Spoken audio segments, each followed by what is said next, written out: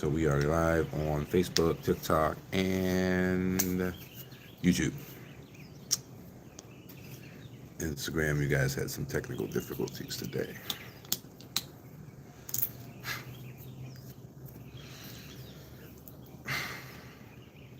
Hey E, how's it going? That is correct. I'm a bit later today than I normally am. I do have the ability for people to book emergency sessions with me. It's very expensive because it wakes me up either early in the morning or on the weekend. But that was something that was required of me today. So we didn't do Q&A yesterday. Um, we did family constitution. So we'll do generational wealth Q&A today. Um, and then I think I'll just keep kind of rambling on about family constitution, and we'll go from there. We are pledged to do 100 generational wealth trust funds this year for 100 different families. What is it, the fourth for me? It is the fifth, and we have processed three of those already on the fifth day of the year. Um, and I just sent out an invoice for number four today. So hopefully we're at four. We don't count any chickens before the eggs hatch, though. So far we've done three. End of year special. Yeah, there actually still is one plot left on the end of year special. Yeah, we sent out we sent out an invoice for it though, so it can disappear at any moment. But until that wire is sent, the plot is available.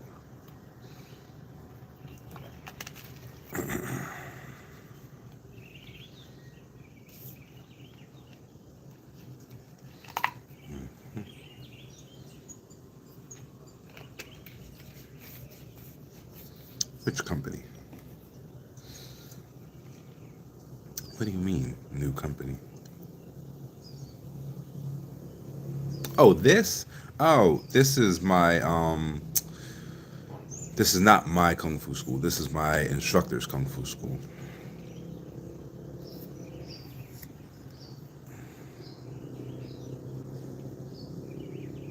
Hmm. That was my first business. Yeah, still exists. I'm semi-retired though. I think we will create a free clinic out here though, and I'm not certain whether I'll put it under my umbrella or whether it'll go under my instructor's umbrella. But that's kind of like a charity thing, so we'll see how we do that.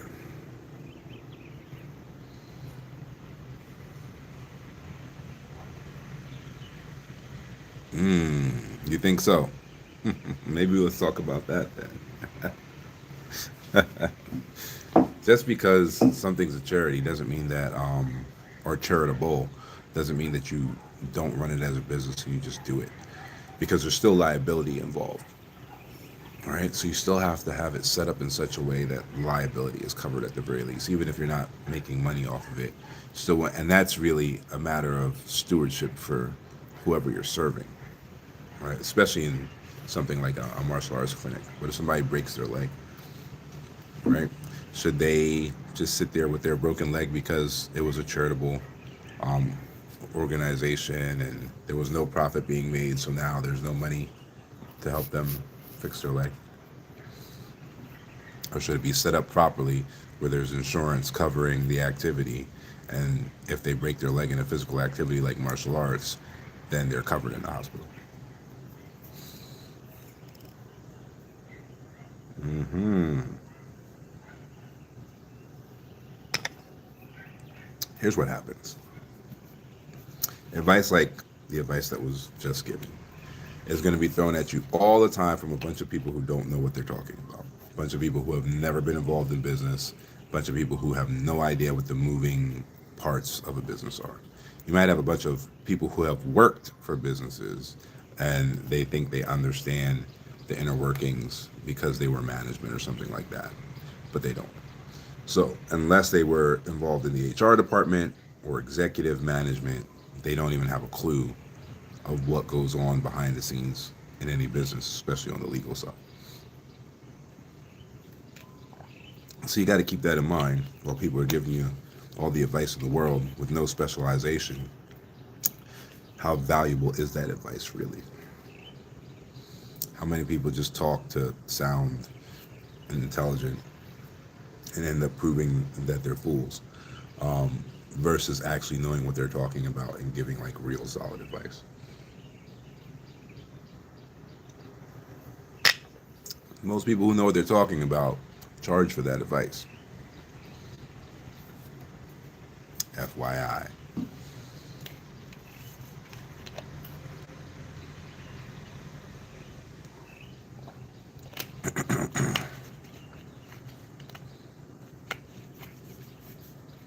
Yeah, no, nothing personal or anything like that. I'm not like coming for you or anything like that. Also, I'd say your name, let everybody know which live stream you're on, right? That's not the case, but it's a good teaching example for everybody who's kind of watching, because we just run into it a lot, right? We will run into people who make a move based on some nonsense they heard or based on some friend giving them bad advice to try and prove how smart they are. Um, and then I don't know if it's just trust or naivete or I don't know what it is, but there are a lot of people who will move that way. That's kind of the basis of marketing, right? The kind of basis of marketing is if there can be an emotional connection to whatever we're marketing, you won't utilize your logical brain in the acquisition of that thing. That's essentially all marketing is, right? So if they can create an emotional connection with you, they can sell you the pet rock, right? That's what marketing is about. That's why when you look at an iPhone commercial, you have no idea what the iPhone actually does, right? It just shows you all these lifestyle scenes, how beautiful your life could be if you had this thing, blah, blah, blah, blah, blah, end of commercial, right? So a lot of marketing operates that way, but in the real world, sometimes it's the people that you have an emotional connection to, which is why word of mouth is typically the most effective form of marketing. And so some dumbass who's just around you a lot has way more influence over what you consume than an actual, collegiate expert with a PhD in whatever it is, that you're trying to get into.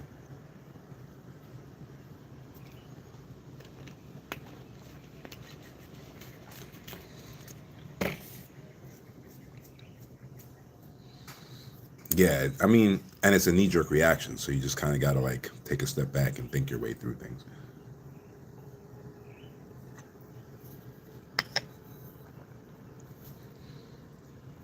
Am I part Asian? Not that I know of.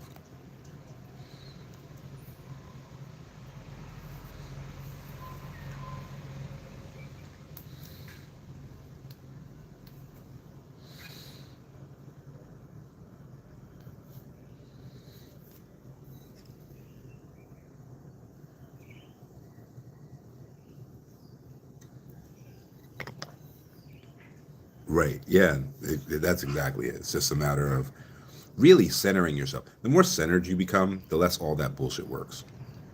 Right.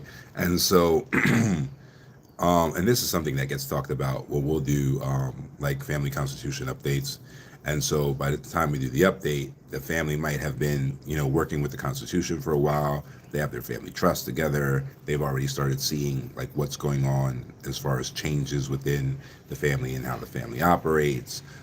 They might be free, right? So like if they're doing the family constitution, but they bought bond ladders to go with the family constitution, it may be maybe either the trust isn't set up yet or the trust has its own ladder and then the individuals have their own ladder, right? Folks who can afford to do that essentially make all of those individuals financially free immediately, right?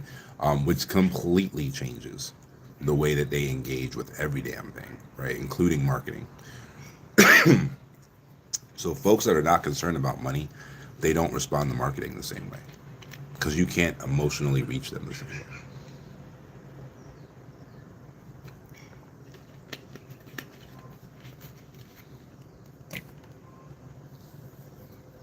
Why is that? Because most marketing is designed to give you something that signals to other people that you're doing better than them.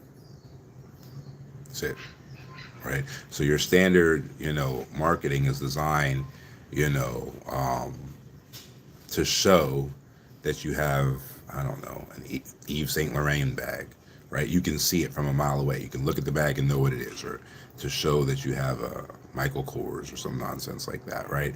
There's something on that bag typically that from down the block, any other woman who sees it knows exactly what it is, and it's supposed to give you some sort of status symbol, like, yeah, whatever. I can afford these red bottoms or whatever foolishness is trending at the moment, right? And so you don't need to do that if you are that. You typically only need to do that if you're lying. So if you are free financially and you actually can afford whatever it is you want to afford, you don't need to walk around with a billboard telling everybody on the block that you can afford it. So those same mechanisms that attract the people who are not there to wear those billboards all over the place is actually work against people who are actually financially set.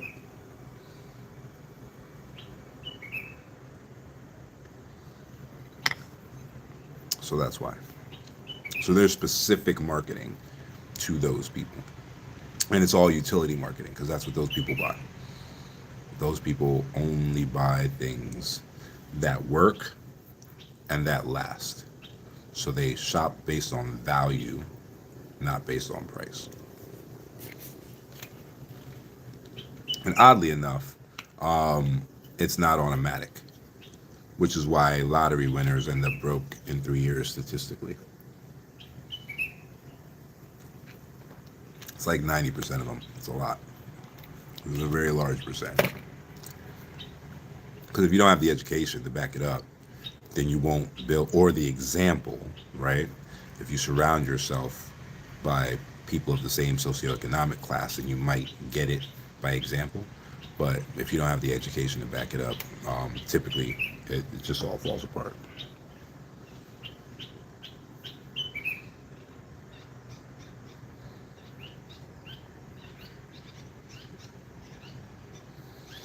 And you never will, my friend.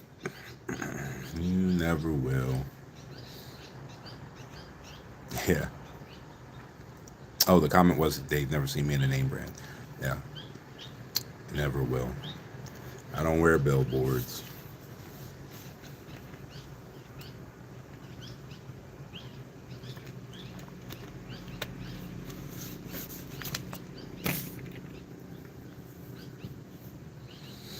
Well, I mean, there are plenty of ways to get the education. None of them include school.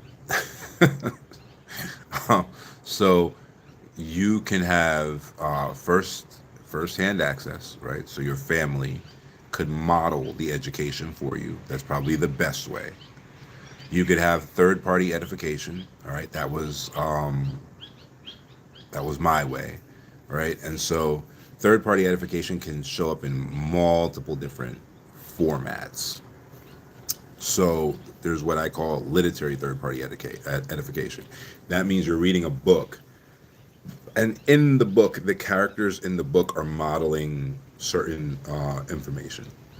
And if they're modeling financial literacy information and wealth information, then you're learning from these kind of fictitious characters in the book. So it's a third party, like, hey, so and so said that this is how you be financially literate, right? Okay, so that's a literary version. Sometimes, if that's all you got, then that can be one of the strongest ways to do it because the books are typically vetted, right? You can read the reviews on the books and see what people have to say about them, and then you can kind of know whether or not you're reading a book where the person who wrote the book knows what they're talking about and they're making sense in the book, right? Okay, great. For me, it was third party edification in person, right?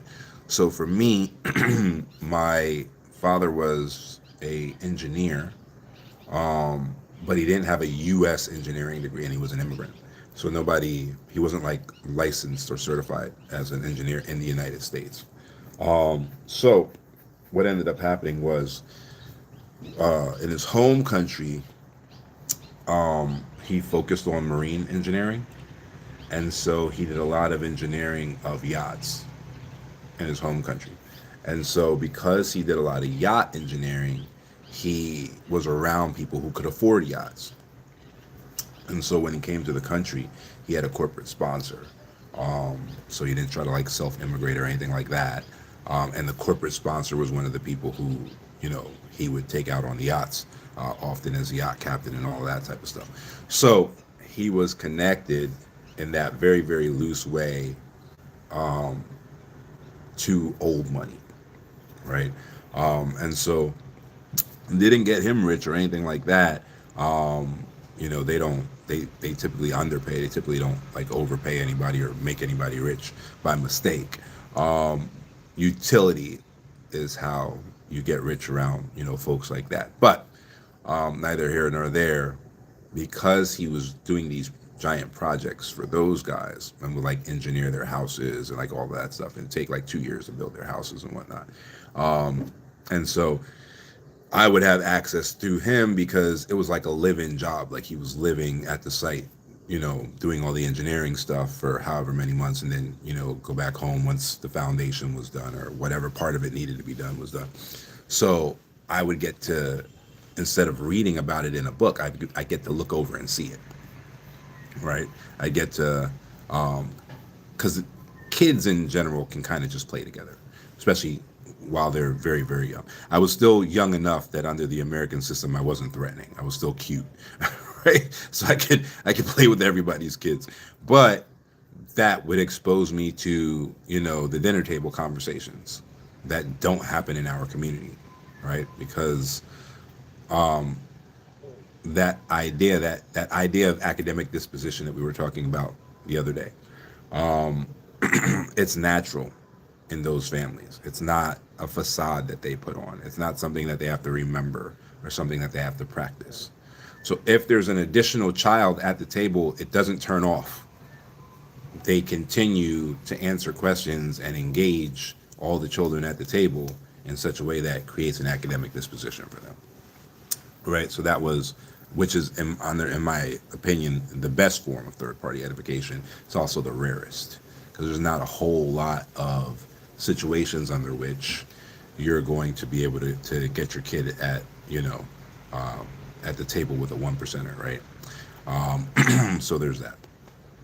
Oddly enough, I ended up getting it on both sides, because my mother ended up being a doctorate in nursing, and then she had a specialization in hospice nursing, and as a doctorate in nursing, she could work with very specific families during the elders in those families' last days, right? And again, it was a situation where it was semi-living.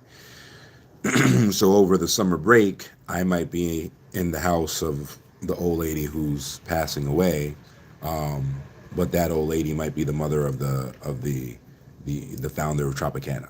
You know what I mean, or something like that. So there was still that air of, this is the way we do things. These are the conversations we have in the house. This is how we engage with people in those settings. So that creates that third party edification where you're there, right? So again, I just happened to be in a situation where both parents did kind of like live in jobs from time to time and had to take me with them when I wasn't in school, essentially. So that was helpful. So that's probably the rarest form of it. Books are probably the most common form of it. Um, Maybe TV and cinema and all that stuff might be next, but that's probably the least accurate form of it. But that's third party edification, right? Somebody that you don't really know, but maybe has some sort of authority in whatever it is that you're looking at learning, is transmitting that information to you. All right. And then there's just, what people used to call fake it till you make it, but it's really fail till you learn it. Right. So then there's just like, all right, I'm just going to do what I'm going to do and figure it out along the way. and get there eventually, right? And typically you don't. Typically, what actually happens with that method is you set up the building blocks for your kids to get there. That's typically what happens.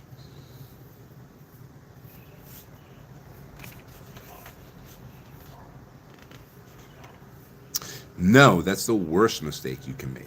And I see that a lot. I think there's like an online trend about that going on.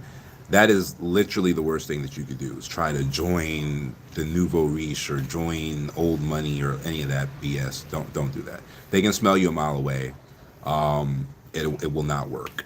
Just be you. Just build the family you want to build and build the life you want to build, and people will gravitate to you. And that's just, and then you'll build your circle, and you'll probably have to kick some people out of the initial circle. You know what I mean? And fine tune that and whatnot. But just build your circle. Yeah, don't worry about that kind of nonsense, especially not while you're broke. You know what I mean? Like, if you're a multimillionaire and I don't know, that's a choice you want to make. You want to join a particular circle that aligns with one of those things. I guess you can make that choice. Obviously, you can do whatever you want, but too often I'm hearing from people working at Wendy's talking about old money. Come on, take the first step. Stop with the nonsense.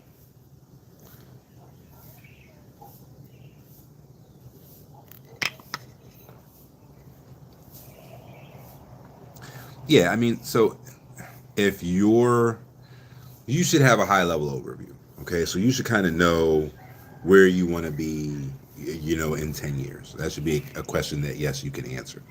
But as far as your tasks are concerned, you should be taking on no more than three big tasks. You know, um, well, eventually you'll get to the point where you're doing it per day, but initially, even per day is actually too much. You should have like one big task per week that you can cut into seven little tasks and execute one of those seven little tasks every day. All right. You have to incrementally move forward, and you have to train yourself to win. All right. Until that all the winning becomes confidence, and then confidence becomes expectation, and then expectation gets tempered by skill. Okay. If there's no skill, then expectation becomes arrogance. So you got to have the skill. That's one of the biggest issues with the TikTok generation, right? Like with the online social media generation, is like when I was coming up, in order for you to be featured as a dancer, you actually had to have skill dancing, right? Now any idiot can do any foolish little dance on TikTok and go viral, because 300,000 other idiots decide to like and share, and all of a sudden they're dancers, right? Instead of court jesters, which is what they really are. They're fools that are dancing for the king and making a living, and that's okay. But we knew that before this, right? So now a lot of people think they have more skill than they have, and that's why more arrogance is showing itself than confidence, right? Both people can be just as harsh. You can be confident and rude, confident and abrasive, right? Um, the same way that when you're arrogant, you're always essentially rude and you're always abrasive.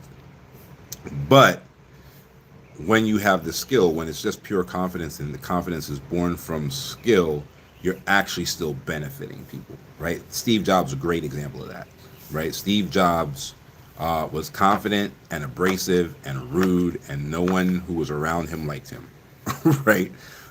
But he had a real skill.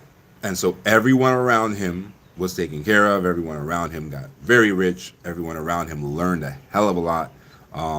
You even got people now that come from his camp that like a lot of people don't even realize are associated with him, right? What's his name? Kevin, one of the sharks on Shark Tank, right? The royalty guy, Kevin. He's a Steve Jobs disciple. Like he worked under Steve Jobs and was brought up and became a millionaire, multi-millionaire, and all that through Steve Jobs's tutelage, right? So The skill is the difference, where there's actually still a benefit, even though this person might be an asshole. It happens. It's rare. It's rare. Typically, at that level, you learn to not be an asshole. Why? Because you actually have stuff to lose, right? And so if you look at like Mark Zuckerberg, he lost multi-millions, if not billions, because he was an asshole. And he was so much of an asshole that he couldn't even win in court. Like no jury would like him if they dealt with him. So he settled a ton of lawsuits based on being an asshole, right? So typically at that level, you understand that. You understand that like, being an asshole is going to be a weakness that actually gives people, access to my assets, right? Eduardo Salvin won so much money that he left his citizenship, and he took so much money with him when he left his citizenship that the American government created a new law that you have to pay to give up your citizenship now. You can't just give up your citizenship anymore. So you have to pay to give up your citizenship. They have to do like a net worth analysis on you and then charge you a final tax, and so those are the types of things that happen, when you're an asshole. So typically at that level, those folks, it's very hard to offend them. It's very hard, for them to decide that they're just going to be an asshole and leave their assets up for lawsuit and all that stuff. Like it's very rare.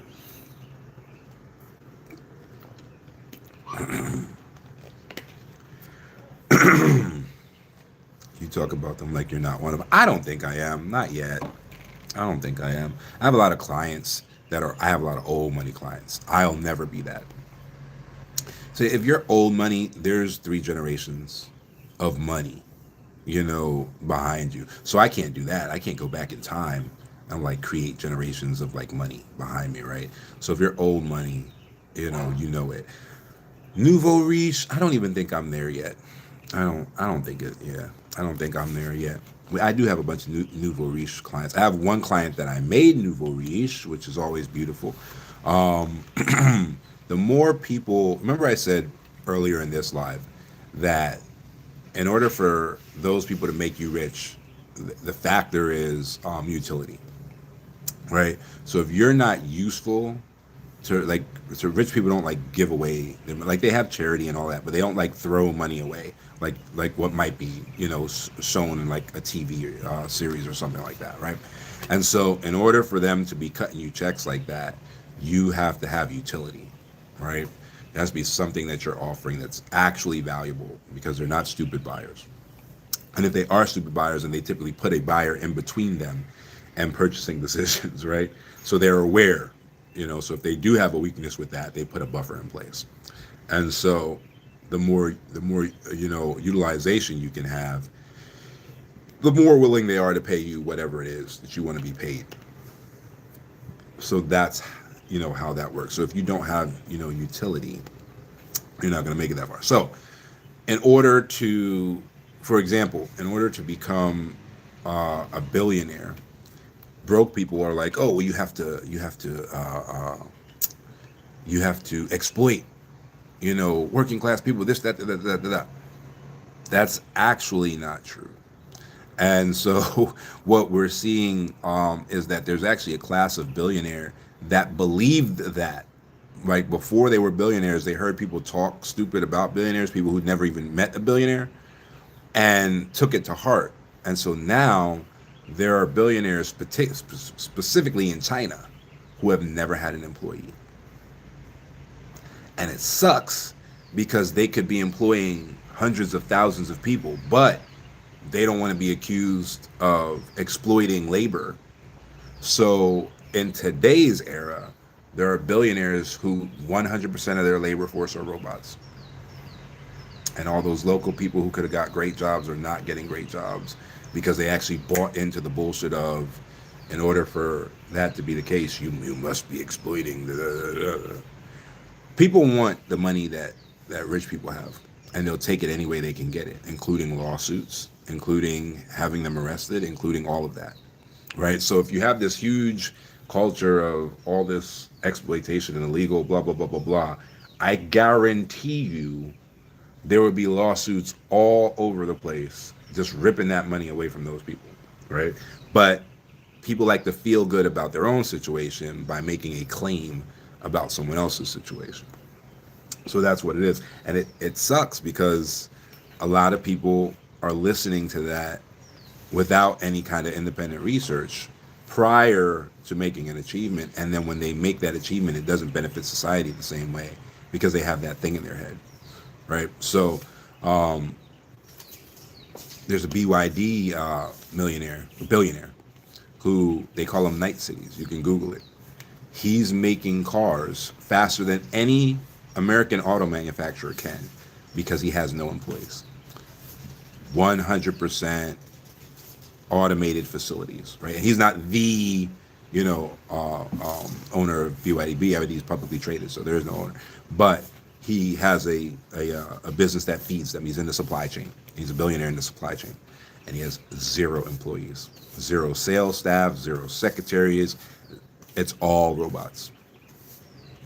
And so that's 100,000 jobs that could have existed, but because the guy never wants to be accused of, taking advantage of labor to be a billionaire, he has no labor. And in the age of AI, it's only going to get easier and easier and easier for folks to decide that they're going to have no employees. So that's what happens. But anyway, in order to actually become a billionaire, you have to make a significant amount of millionaires. That's the way it works. That's the actual truth of how you get there, right? You have to make other people rich in order to get that rich. If you're not making anyone else rich, it doesn't work. So the mindset of utility has to be there, where you're benefiting, society, and society can use you to gain something in some way. That has to be there, or you're never going to hit any kind of significant wealth level.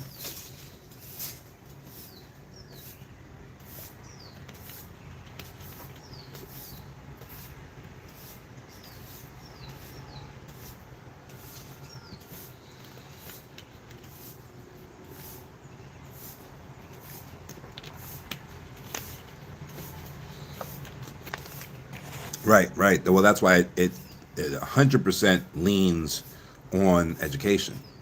Rich, I can do rich. I can snap my fingers and make you rich as long as you got, the upfront capital or access to it.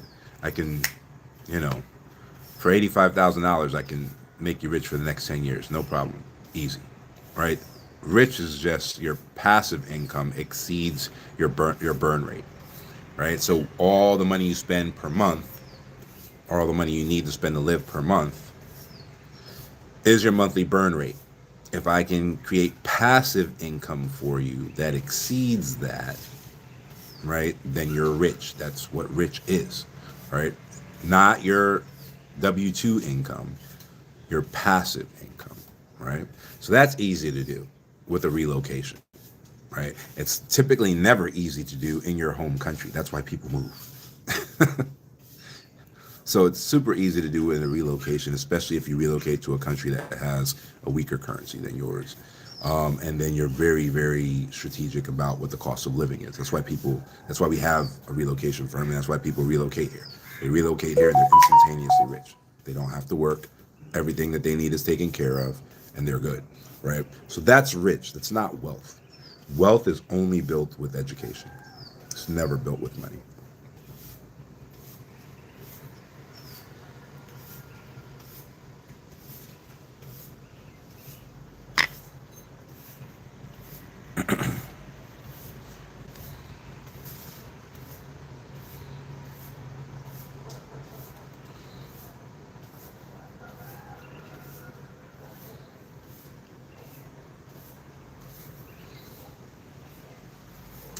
Sure.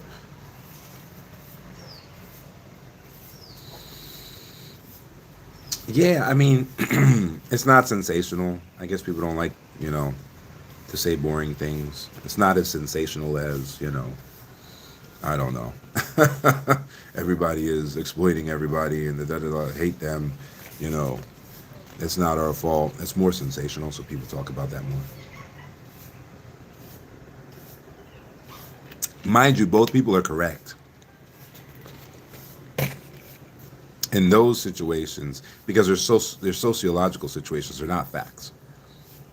So in those situations, all camps are correct. Whatever your mindset is, you're correct. That's exactly what you're going to experience in life.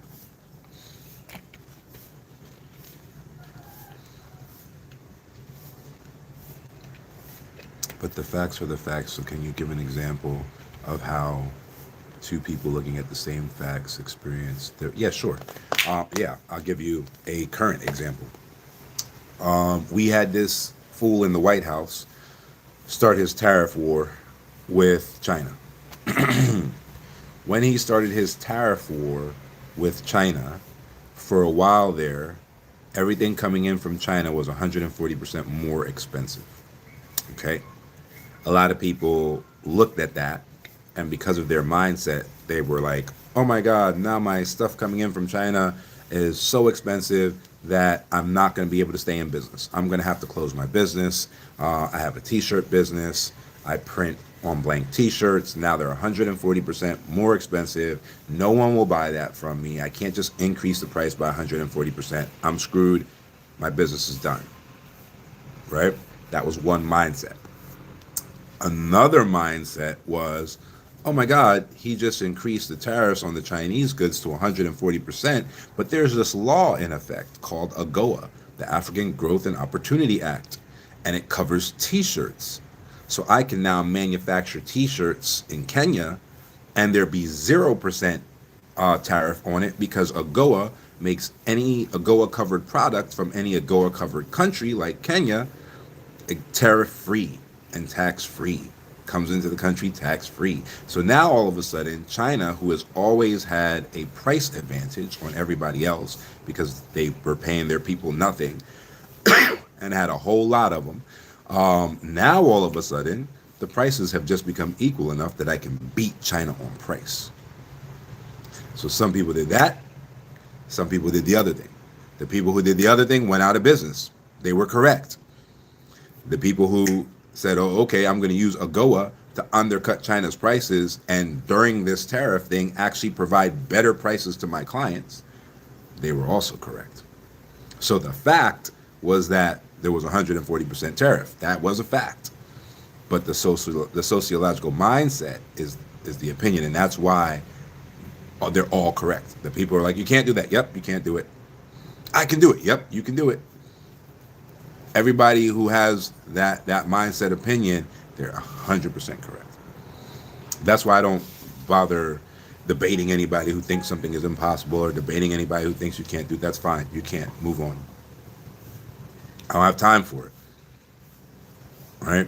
So that's how you can have your set of facts and get two different people who are looking at those set of facts and have two different, completely different conclusions are both correct.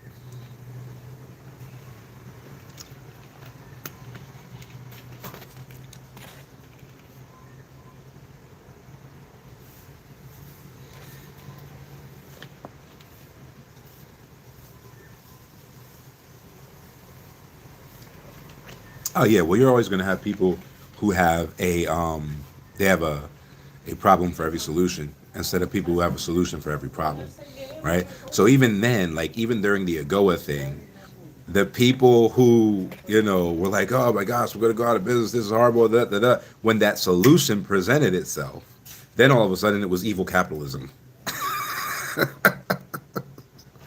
So before you were a capitalist, you had your little t-shirt business that said Black Lives Matter and all your little, whatever it was you stood for. Now there's a problem. You can't get those t-shirts. Oh, AGOA is the solution. There is a solution. You don't need to be negative about it. Oh, I'm just going to let my family starve now because it's evil capitalism. It wasn't evil capitalism when you owned your business for the last 5 years. But because you didn't come up with the solution, there needs to be a problem in every solution. There's plenty of people like that. Plenty of people like that. Just get rid of them. Hey, Newton, what's going on?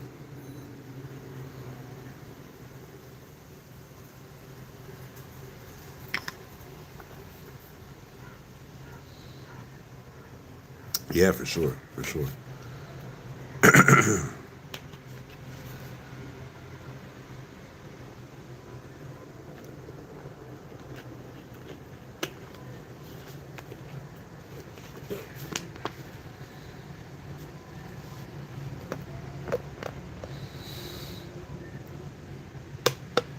Yeah, I mean, if it's right to you, just do it, as long as it's not illegal. And even that, I mean, it's a mindset thing. Even if it is illegal, there's plenty of people that then lobby to make what used to be illegal legal now, right? You can do that. That's a legal mechanism. You can change the law, right? So even there are some people whose mindsets don't even allow that to get in the way. If there's something that's illegal, then they'll find a legal way to do it, or they'll lobby lawmakers to change the law. So it's pure mindset. Some people see boundaries, some people see opportunities. Because if you want to do something and there's some legality boundary in the way, number one, it'd be pretty important to figure out why that law was created, because it might not even be something that affects society anymore, right? So there were energy laws in the United States.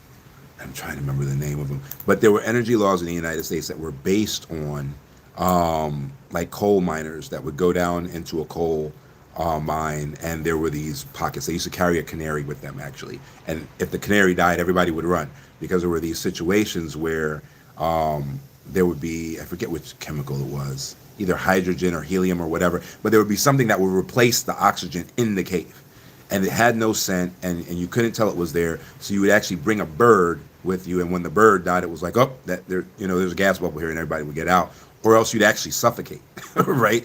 And so there were these laws set up to protect those people who were, deep earth coal miners, but they weren't worded in that way. They were just worded as like, hey, if you're a utility worker, you need X, Y, and Z. And so in Pennsylvania, and yeah, I think it was a Pennsylvania state case. In Pennsylvania, this law was on the book, and it applied to everybody, all utility workers, and nobody could figure out like what was the point of this daggone law in the first place. And then there was what was her name? Judy. There was a lawyer who got into it and like fought the whole thing, overturned the law, right? And then opened up so many more jobs in regular utility. Coal wasn't even a thing anymore. There were no more coal miners, right? So it was just this old law that was on the book that protected coal miners in the day, but it had nothing to do, with utility workers, modern utility workers. But it was illegal. But it wasn't illegal for any real reason. There would have been a real reason if there were still coal miners, but there was no real reason now. So sometimes, it's a matter of opportunity. And then halfway through the fight, when everybody realized that she was on to something, it was almost like she was a lobbyist. Now there were big utility companies like backing her. It doesn't make sense for you to bring your own legal team because she's already halfway through the process, right? So now all of a sudden everybody's piling in behind her, everybody's paying her, everybody's bringing her on their lobby team to get this thing done, and it got done. So, some people are going to see a roadblock and other people are going to see an opportunity.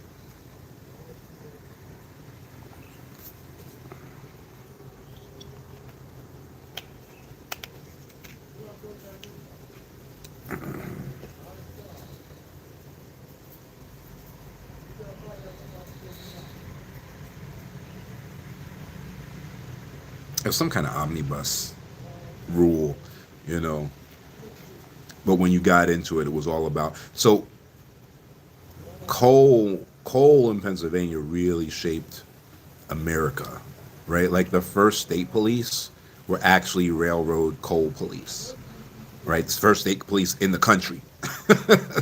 So like coal at one point in time, it was like, I don't know, like oil, I guess, or gold or whatever, but it was like super influential. So there's a lot of laws that came specifically, like even like trespassing laws and stuff like that. There's a lot of stuff that actually came from the coal industry in the U.S., which means that there's potentially a lot of laws that don't apply to modern society anymore. And we just kind of go with them like, oh, that's illegal, that is legal. So even that doesn't necessarily need to stop you. Even us, we wanted to do things that were technically illegal in the U.S., and the rules that made it illegal were just based in racism, right? So, for example, we wanted to do some syndications. Now, we could host a syndication, no problem. That wasn't illegal. But what was it? 94% of Black Americans, it was illegal for them to join a syndication, right? And so it's like 82% white Americans, it's illegal for them to join. So it it was racist and classist, the way that they set up these rules, because the rest of the world don't have those same rules, and their economies haven't collapsed. But they had these rules around being a qualified investor, right? And if you weren't a qualified investor, you couldn't take part in the syndication. So, in order to be a qualified investor, especially before Obama made things a little bit easier with the Jobs Act, but in order to be a qualified investor, you had to have $1 million net worth, not including your primary residence, because they noticed that some black people were inheriting houses that their mother had bought 50, 60 years ago and paid off 30 years ago with a 30-year mortgage. And even though she bought it for $120,000 50, 60 years ago, when you inherited it, it was worth $1 million. So now you got $1 million net worth. Oh, here comes the government, not including your primary residence. Oh, now you don't have $1 million net worth anymore, even though you do. So you needed $1 million net worth, not including your primary residence. You had to make a certain amount of money, which changed depending on whether you were married or not, per year for 3 years. So if you win the lottery, and remember what the statistics are on the lottery, by year what? 3, 90% of them are broke. So if you win the lottery, you win $100 million, you don't qualify, even though you have way more than $1 million net worth, because you didn't hit the $250,000 a year that you needed for the 3 years preceding the investment. Syndications make 3, 4, 5, and 6-figure returns, right? Digit returns, I should say, right? So you can go invest in the stock market, and if you do really, really well, get 14%, or you can invest in a syndication, and if you do really, really well, get 50,000%.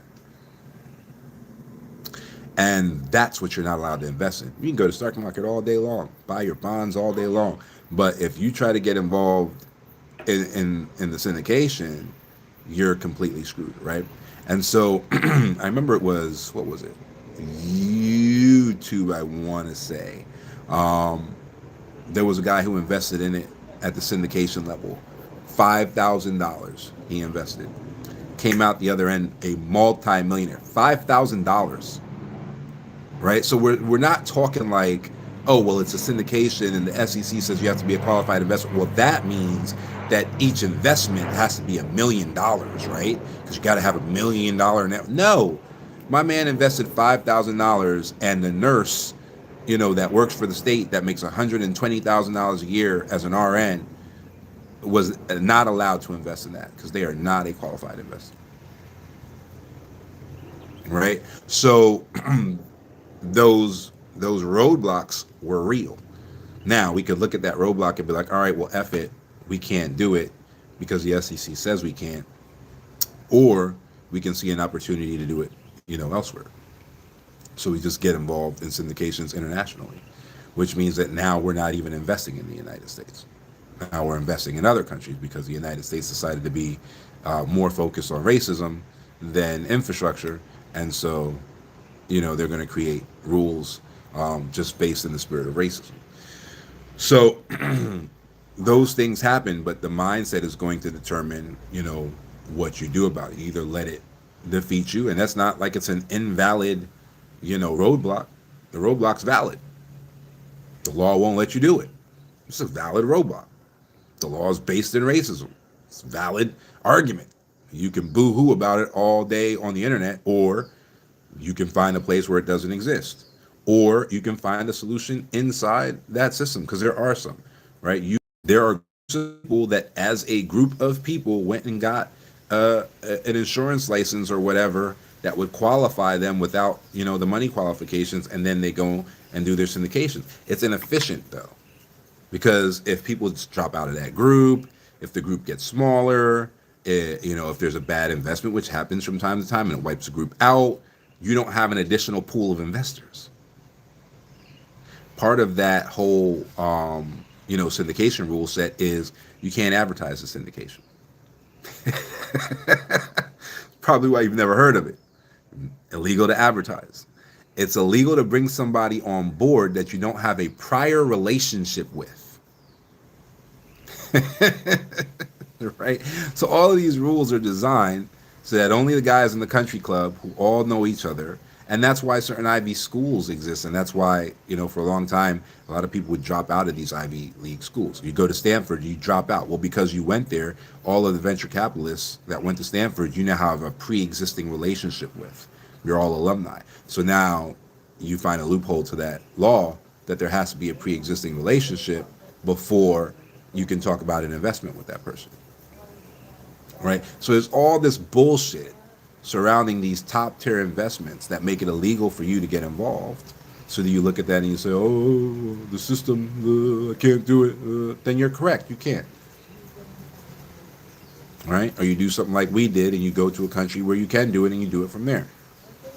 Right? Or you do, like I said, I know teams of people who are getting, a series 7 is crazy. That's, really, really tough. But you can get a series 66, a series 65.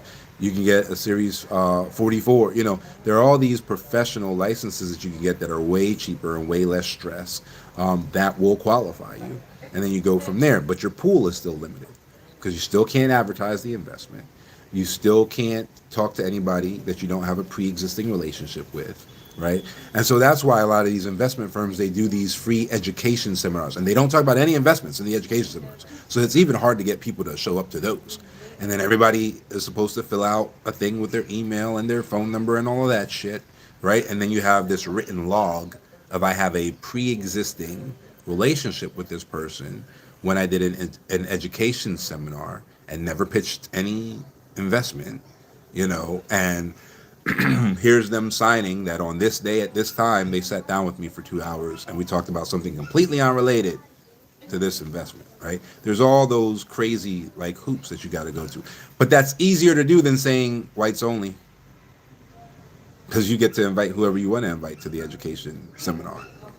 Right? So it's rooted in the history of the country that you need these ways to exclude people of color, but specifically black people, as far as the history of the country is concerned. And then that's now proliferated into these seemingly, legitimate, no race-based factors at all. And yet, who's affected by it the most? Always the same group of people, right? So that's what it is. Now, you can harp on that and, never get anything done, or you can figure out how to create your own system and make it happen for yourself. And you can do it. You can do it in the United States. You can do it outside of the United States, whatever you want to do. But it's all mindset.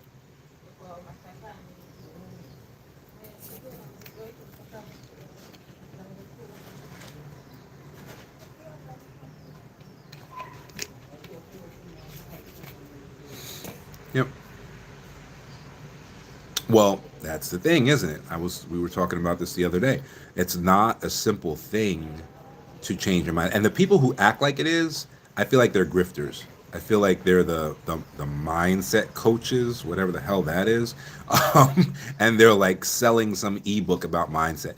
It's not an easy thing to change your mindset at all, right? You have to be consistent. There has to be consistent, corrective, daily action. Consistent, corrective, daily action. That's the only thing that's going to change your mindset, because our mindset changes off of physical reinforcement and feedback. So anyone who's talking about read this book, they're already headed in the wrong direction, right? Think about your baby. You telling your baby not to touch something doesn't work. You removing it from their hand every time they touch it physically, that's what works. Right? That's how our brains work. It has to be physical correction. Okay? And sometimes there are ways to hack that. Right? That's why if you look at, rich people, they typically have a gym routine. They typically have a sport routine. It's not just for health. It's so that they have physical feedback. And when they come out of that feedback, they get a dopamine hit that they went and they worked out, and it's this physical reinforcement. And that leads into their mindset, right? The mindset change. So it's not as simple as, reading some book about, how to influence people and have friends. What's the one question you wish somebody would ask you right now? That's a good question, I guess. Um, the one question I wish somebody would ask me right now. Huh. What's the one question I wish somebody would ask me right now? That's interesting.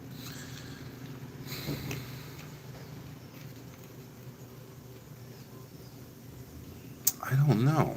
I'll have to think about that. What was the alarm for? I'm curious. What you wanted to be reminded of?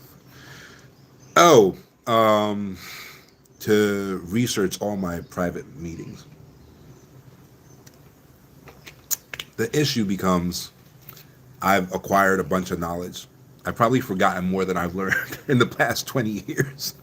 And so sometimes I'll just, you know, jump into a meeting and I know what I know and go from there. But you need to develop a discipline of constantly learning, no matter how much you know. And so the reminder is for me to go and do research, even though I probably know the answers. I need to go research it anyway. So that's what the reminder is. That reminder happens every day. Every day. Constant corrective action. Constant corrective action.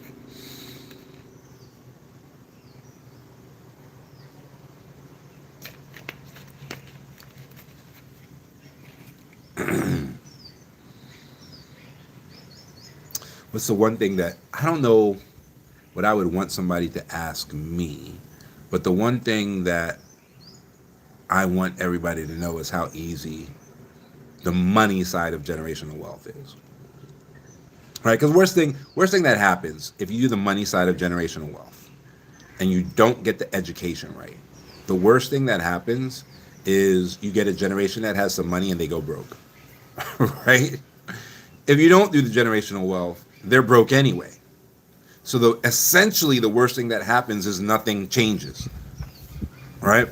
If you get it right and you get the educational side as well, you change your family forever for the next 100 years. Right? Minimum.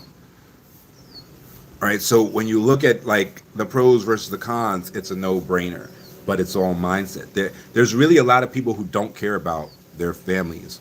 There's really a lot of people who do not care about their children, and it kind of shows when you peel back the layers.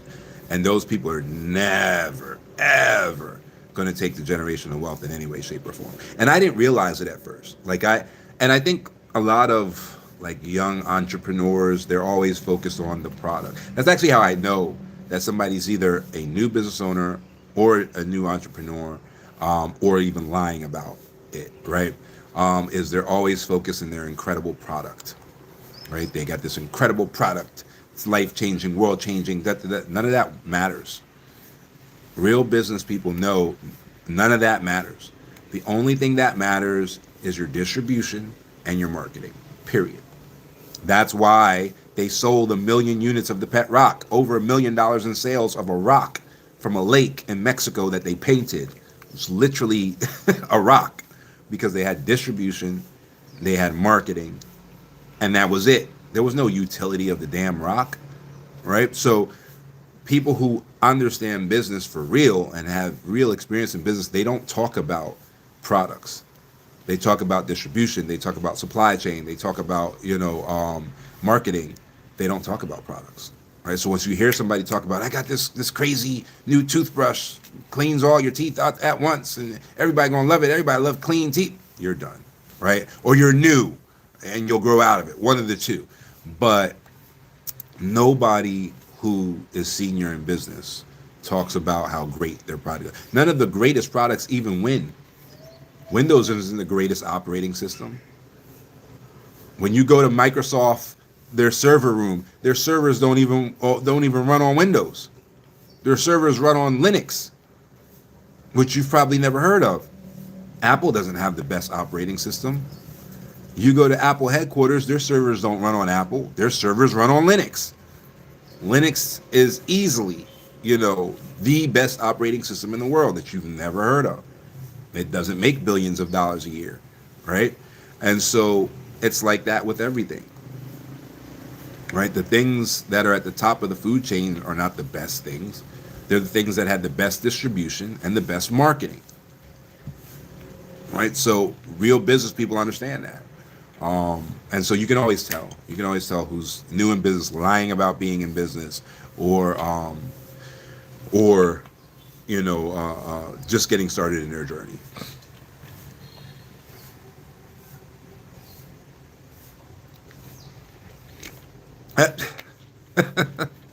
I created a business out of needing a mission.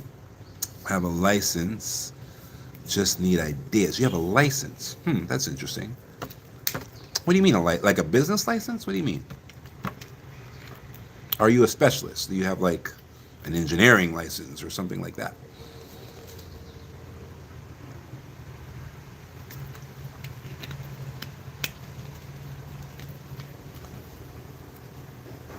Yeah, that makes sense. Yeah. Well, I mean, and business owners and entrepreneurs are not the same thing. You want your kids to be business owners, right? They might be more useful to society as entrepreneurs, but that's not where you want them to be. You want them to be business owners. Because an entrepreneur, if you look it up, what an entrepreneur actually is, instead of, just some, influencer acting like it's an interchangeable term or it's the same word, an entrepreneur is somebody who has an extreme or extraordinary financial risk to whatever business venture that they're involved in. Has to be financial.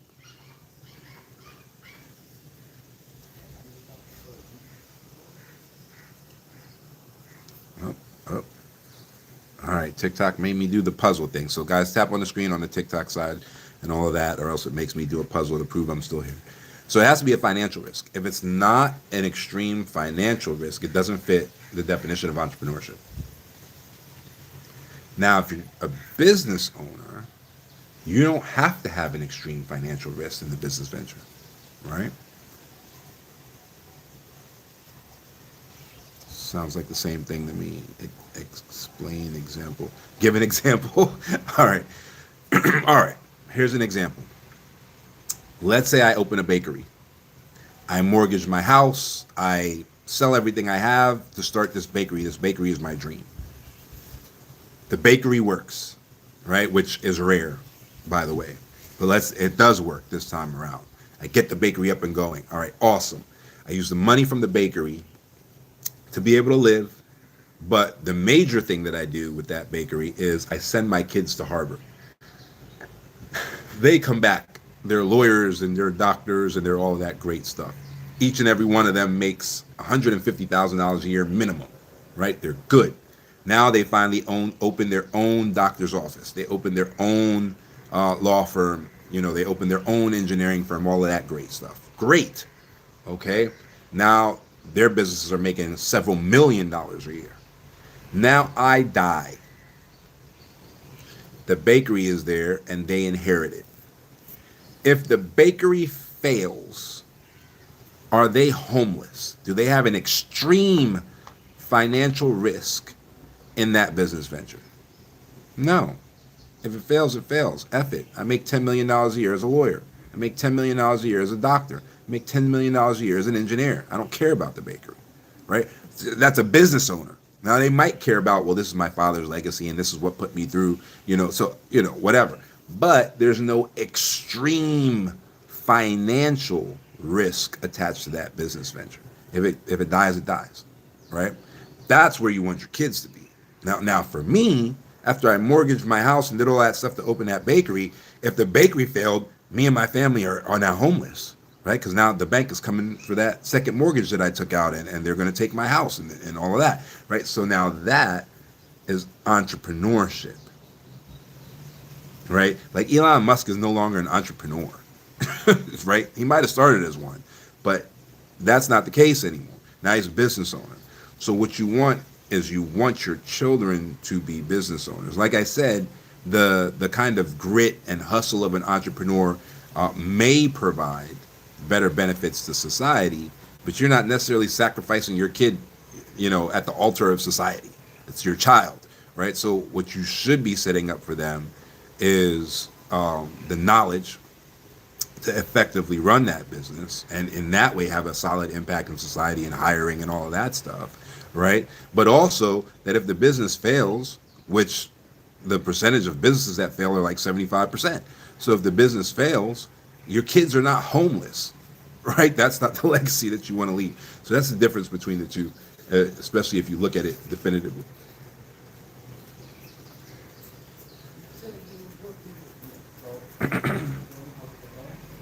Yes, I have a business license.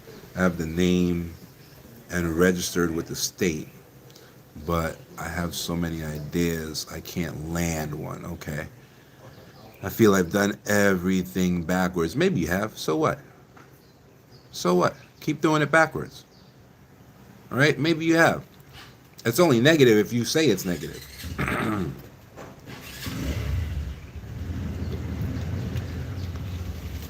Right? Just keep doing it, one step at a time. It'll all clear itself out because it's actually not up to you. It's up to the market, right? So, again, how we were talking about people talking about their product or their service, right? That indicates that you're new. It's not a bad thing. It just indicates that you're new in business, right? And it has nothing to do with that, really.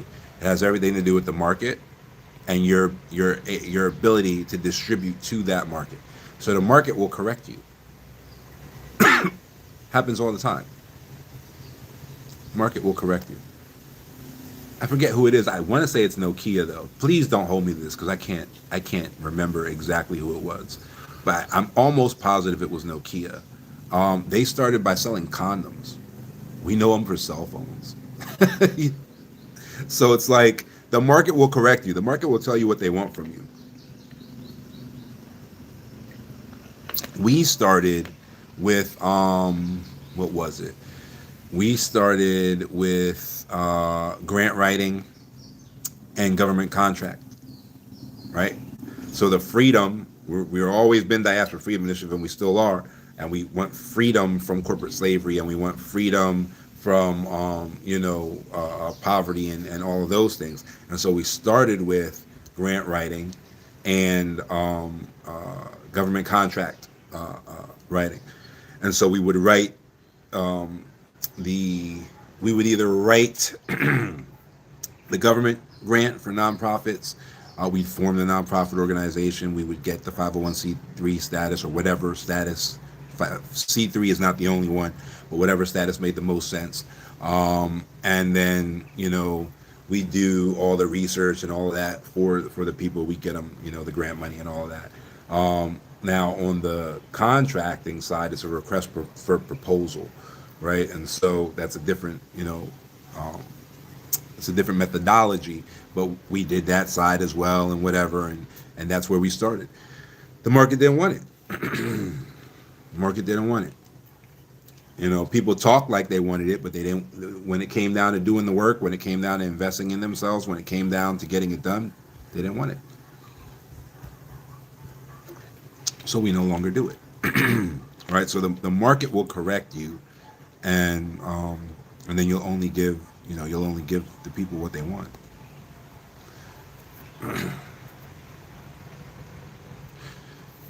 We wanted to do manufacturing to make a serious impact on the community. We had done tons of research, spent a lot of money, doing feasibility and all of that. We understood that in order to make an impact in the community, they needed to stop having fake businesses. They would say, this is a community-owned business, it's one of our businesses, and really they had to buy from another community that did not have their best their best wishes at heart in order to even sell a single product. So we had like Miss May. Miss May was in Detroit, and her granddaughter was killed by the police. And back then the chief of the department said that the officer was wrong. It was a bad shoot. He should go to jail. He should immediately be fired. All of that. And the police union said, well, he pays his union dues, so we got to defend him. And so they're defending him, even though the entire rest of the police structure is like, no, no, no, this one was actually wrong. Like, and this is before like the big buildup, about those things. And so she then found out that in her black-owned business, the people she was buying her supplies from were the number one donors to the police union, because it wasn't a real black-owned business. It was a black-owned storefront, right? So she had no control over her supply chain. So her money was literally funding the defense of the murderer of her granddaughter. So these are the types of things that we knew needed to be changed, but the community wasn't having it. So, you can only do what the market lets you do.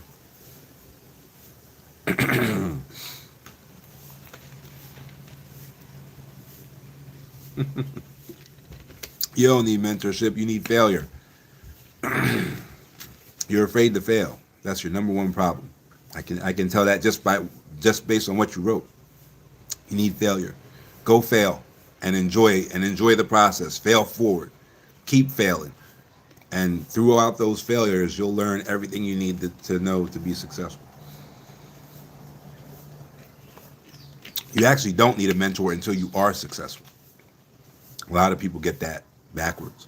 Once you're successful, what the mentor is going to do is help you with your systems and your processes. And if that's not what your mentor is doing, like if they're playing like quasi psychiatrist, or you're just talking to them and telling stories back and forth, you got it wrong. The mentor is wrong. Get someone above you in your industry, not just some random like business coach or business guru or whatever. Make sure it's whatever you land in. That's when you find your mentor. It has to be a vertical inside wherever you've landed.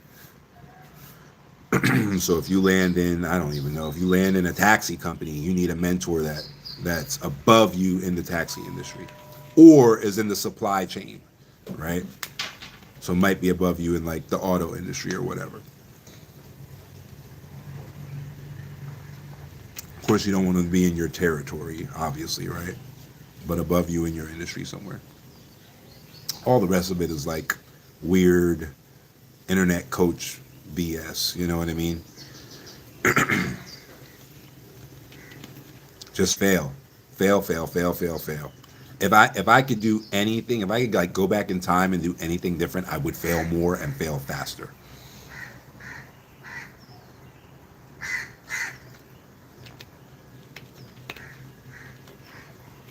By being scared of failing, I probably cost myself 10 years. And I was as afraid as you sound like you are. So don't take it personal. I was as afraid of you as you, if not more afraid to fail. And then the first time I leaned into it, boy, did I fail. But the first time I leaned into it, I failed. And I failed big. I was homeless, lost everything. And had it not been that I built the mentality in advance, that would have been the end of it.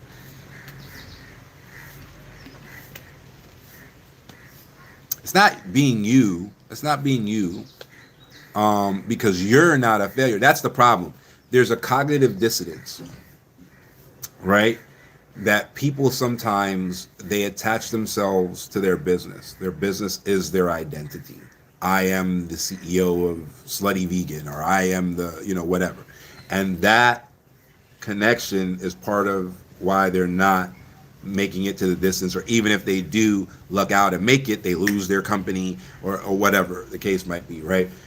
You are not your company, right? So you're not a failure. You need to fail to learn. And that's where the fear is, that because of the way you're projecting what you're trying to do onto yourself, part of the fear is, if I fail, that means I'm a failure. So it's not being you. You equating it to being you is part of the problem.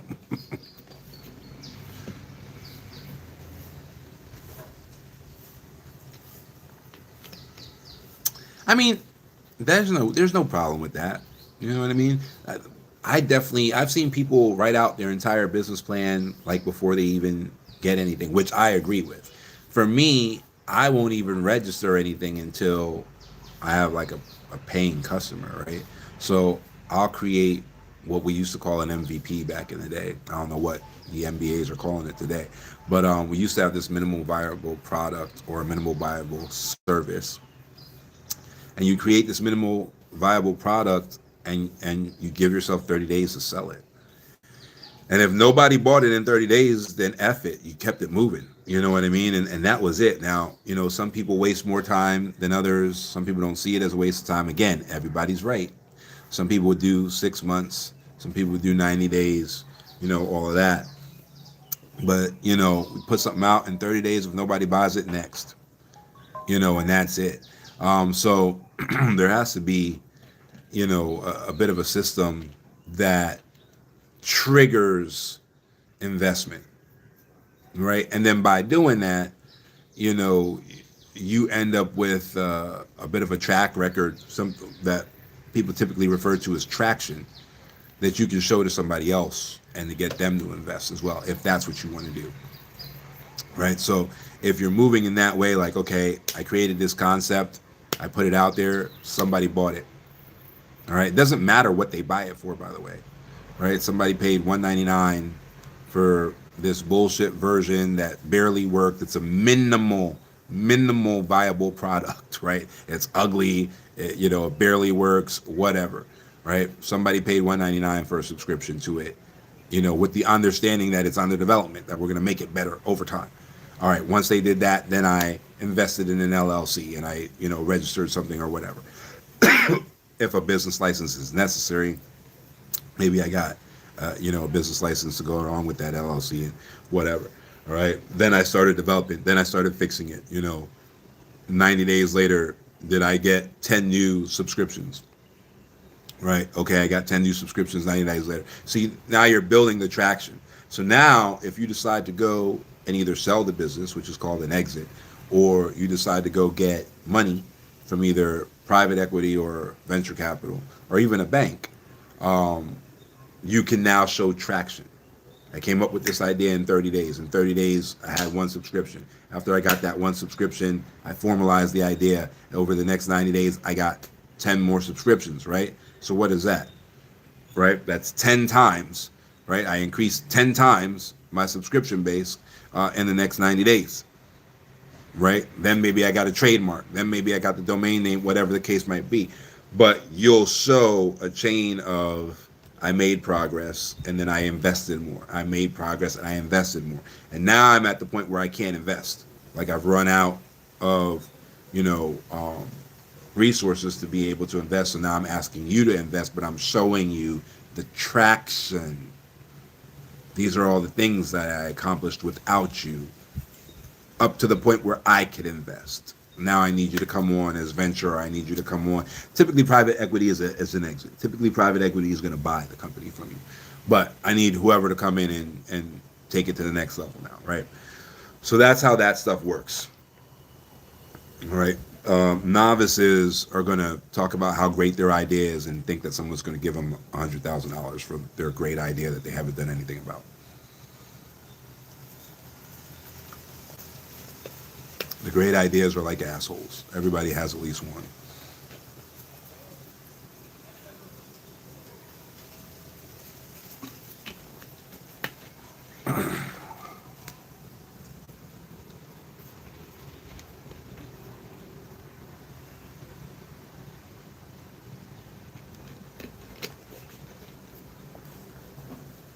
What made me buy a law firm? That's a question out of left field, but because it was a vertical integration in what I was doing, right? So if you're going to buy something, it should be a vertical integration in what you're already doing. Am I alert? No. I'm also not a doctor. I'm looking to buy a hospital too, right? You can buy whatever you want. You don't have to be be a lawyer or a doctor to own a law firm or a hospital.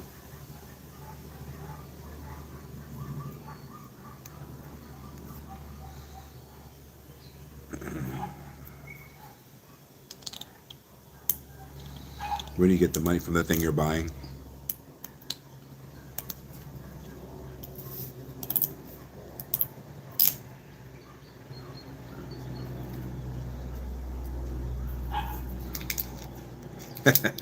That's a whole nother live, but there's plenty of ways to get the money, but typically you get it from the thing you're buying.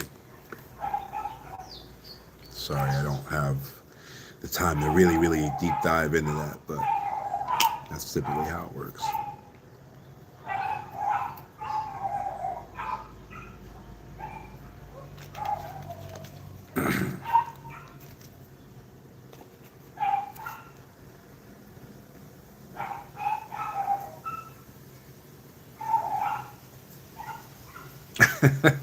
No, it's not simple, right? If it was simple, everybody would do it, right? So it is. That's why I said it's completely another live altogether. But essentially, you can use the thing you're buying as collateral for the money to buy it.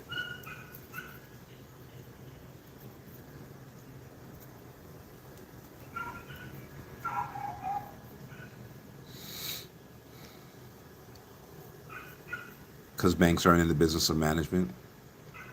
Yes, the bank can buy it without you, but who's going to manage it? Are they going to hire an entire sales team, marketing team, executive team for this thing that has a 70% chance of failure?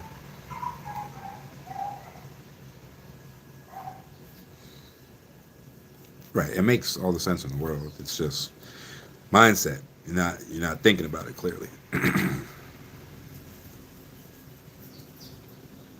Think about yourself having all the money in the world and then the things make sense, right? Like if you're the richest man in the world, can you afford to buy a hospital? Yep. Well, why don't you? Why doesn't Elon Musk own a hospital? Because what does he know about running one? So now he has to buy an entire team of people to run it.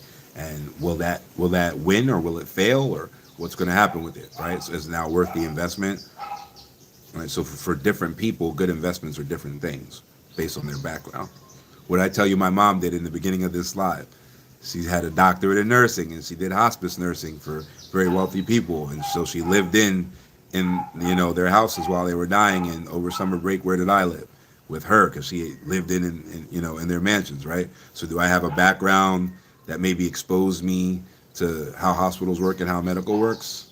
Is there a reason why I might be trying to buy a hospital but Elon Musk isn't? Right? So different people, different things make more sense based on their background.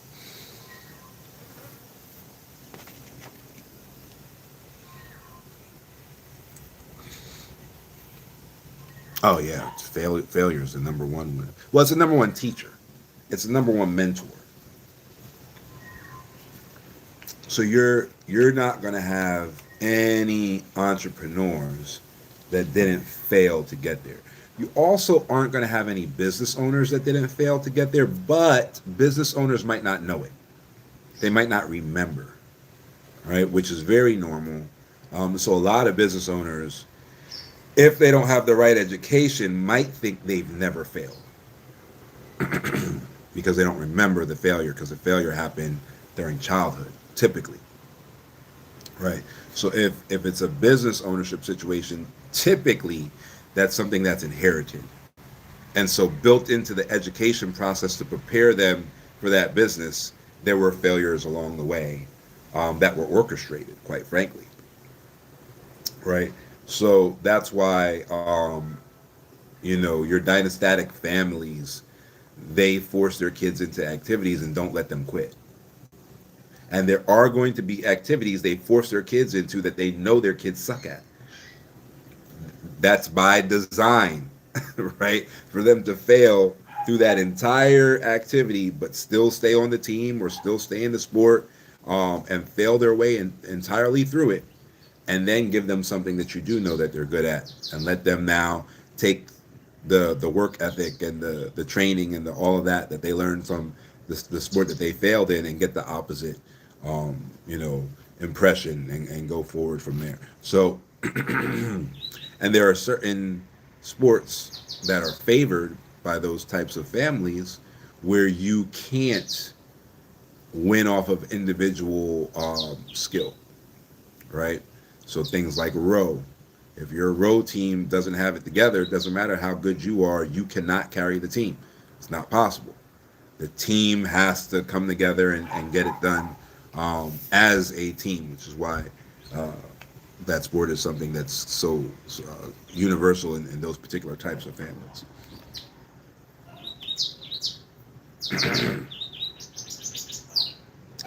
Hmm, no, I wouldn't say that clarity and consistency is the key. I'd say it makes a good T-shirt, but I would say adaptability, um, and adaptability and communication are typically the key. So if you can adapt and you can hear what your market is saying, and you can communicate clearly to investors, and you can communicate clearly to clients or customers, whatever you got going on, those are your two biggest skill sets: adaptability and communication.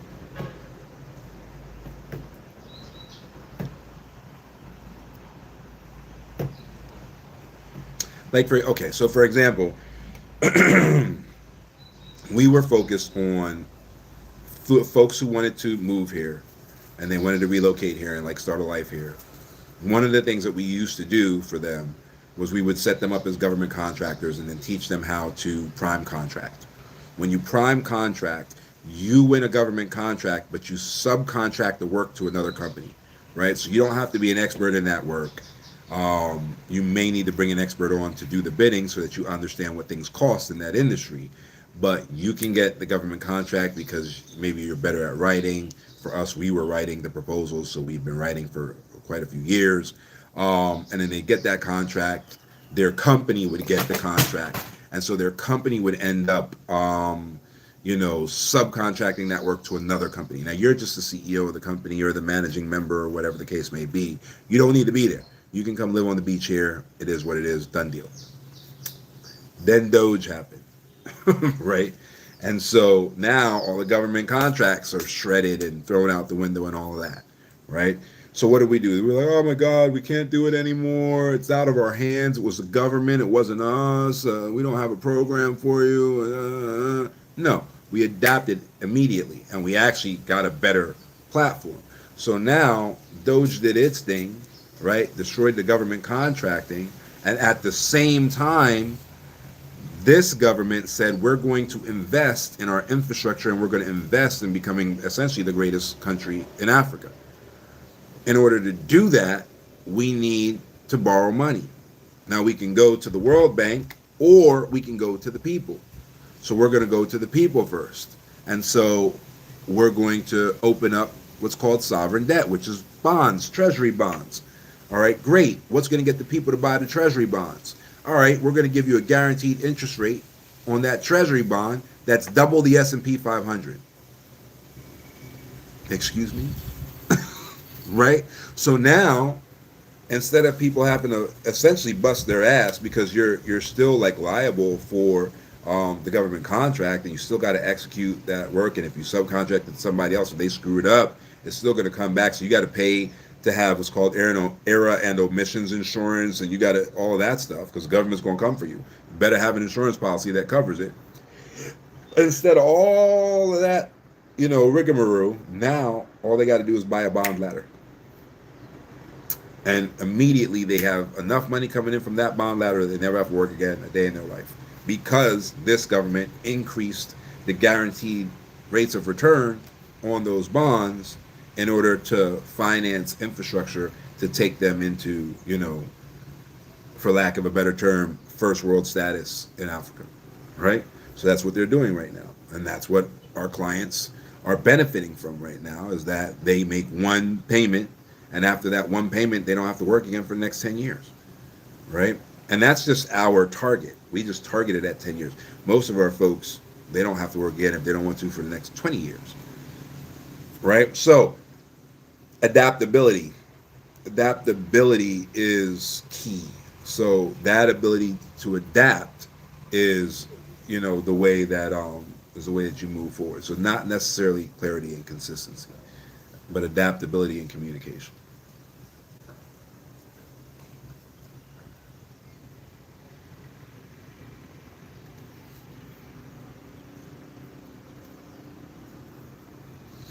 Right. Yeah. Well, because they're all variable rates, right? So each is called a coupon when you're dealing with bonds, but it's the same thing as like a distribution, from a stock, right? And so what ends up happening is each bond, of course, has its own, different coupon rate, which is the return on investment that you're guaranteed by the sovereign, that's offering you the bond. And so the what the target is essentially the lowest number that you'll accept, right? So we target at 10%, which is the same as the S&P 500, okay? And then we target at a minimum of 10 years. But most of the bonds are 25 years, 20 years, some of them are even 30 years, right? So what ends up happening is, yes, there's a target, and the reason why the target is there is so that you can essentially almost guarantee certain things. So you say, all right, look, what we're targeting is this percentage, we're targeting this amount of time, and therefore you should make 50,000 a month for the next 10 years, right? You always want to, end up over delivering and under promising, right? So your target is going to always be doable, and then what you deliver is going to be variable above that target, essentially. So that's the way that works.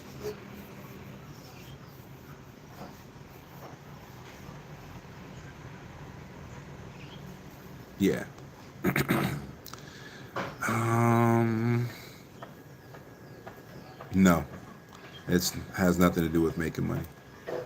That's the easiest and most insignificant part of what we do is the money.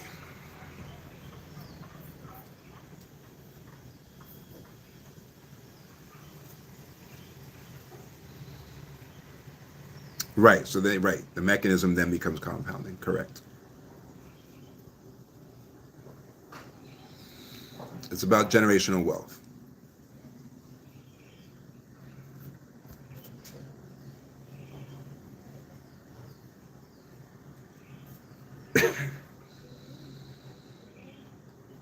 Exactly.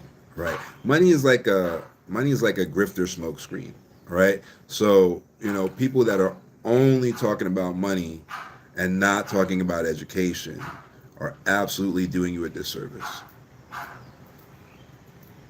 and probably don't have wealth. They might only have money, right? So when we implement that particular strategy, you're immediately rich, but you're not wealthy at all, right?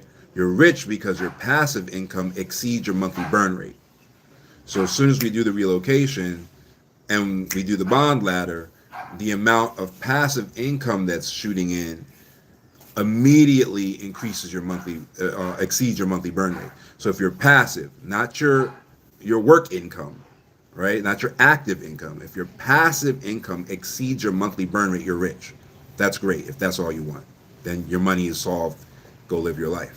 But generational wealth could care less about that, right? Generational wealth is going to be the stewardship of your assets across generations perpetually, right? So for that, you need a completely different mindset. And this sometimes starts it, but you need a completely different mindset.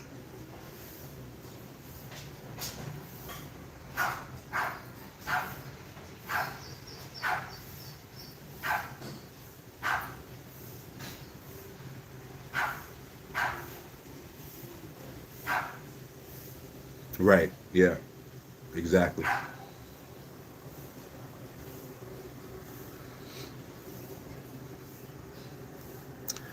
We don't accept monetary donations. Completely unnecessary. If you're feeling like making a donation, we recommend you just find a charity in your local area that means the most to you, and then you go ahead and do that.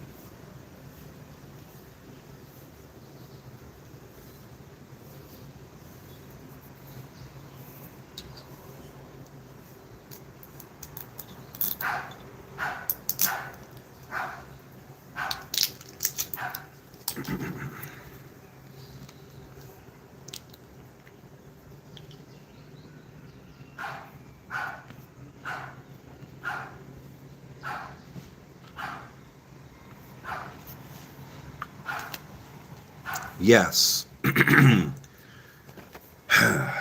Yes. So there are certain things that are going to be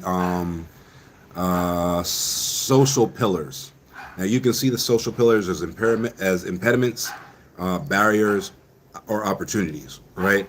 So there's going to be social controls, social pillars, social levers in place that do not exist beyond the initial jurisdiction in which you start doing what you're trying to do, right?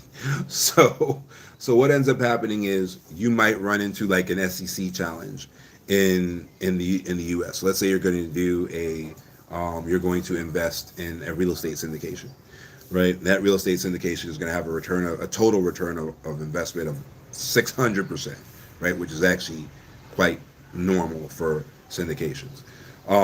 The SEC is going to require that you be, a qualified investor, net worth of $1 million, not including your primary residence. They're going to require that the investment is not advertised. They're going to require that there is a prior relationship between the investment host and the investor. They're all this bullshit, right? There's going to be all this bullshit that's required. That's a local pillar. That's a local. Now you might see it as a local barrier to entry. You might see it as a local, negative or whatever. But you can just go somewhere else. Just go to another country with different rules. Or you can find the way that they've left for their children. There's always a way that they left for their children, right? So the way that's left for the children in the SEC is you get a professional license, right? So you cannot be a millionaire, not have any of the other requirements, but you got a Series 7 license, you got a Series 66 license, you got a Series 65 license, maybe a Series 44, but you have one of those professional licenses, boom, now all of a sudden you're a qualified investor. Right? So the money was never the thing, right? Let's just be clear about that. But millionaires and billionaires need a way to make sure their kids are qualified without giving their kids all their money. And so that's the loophole.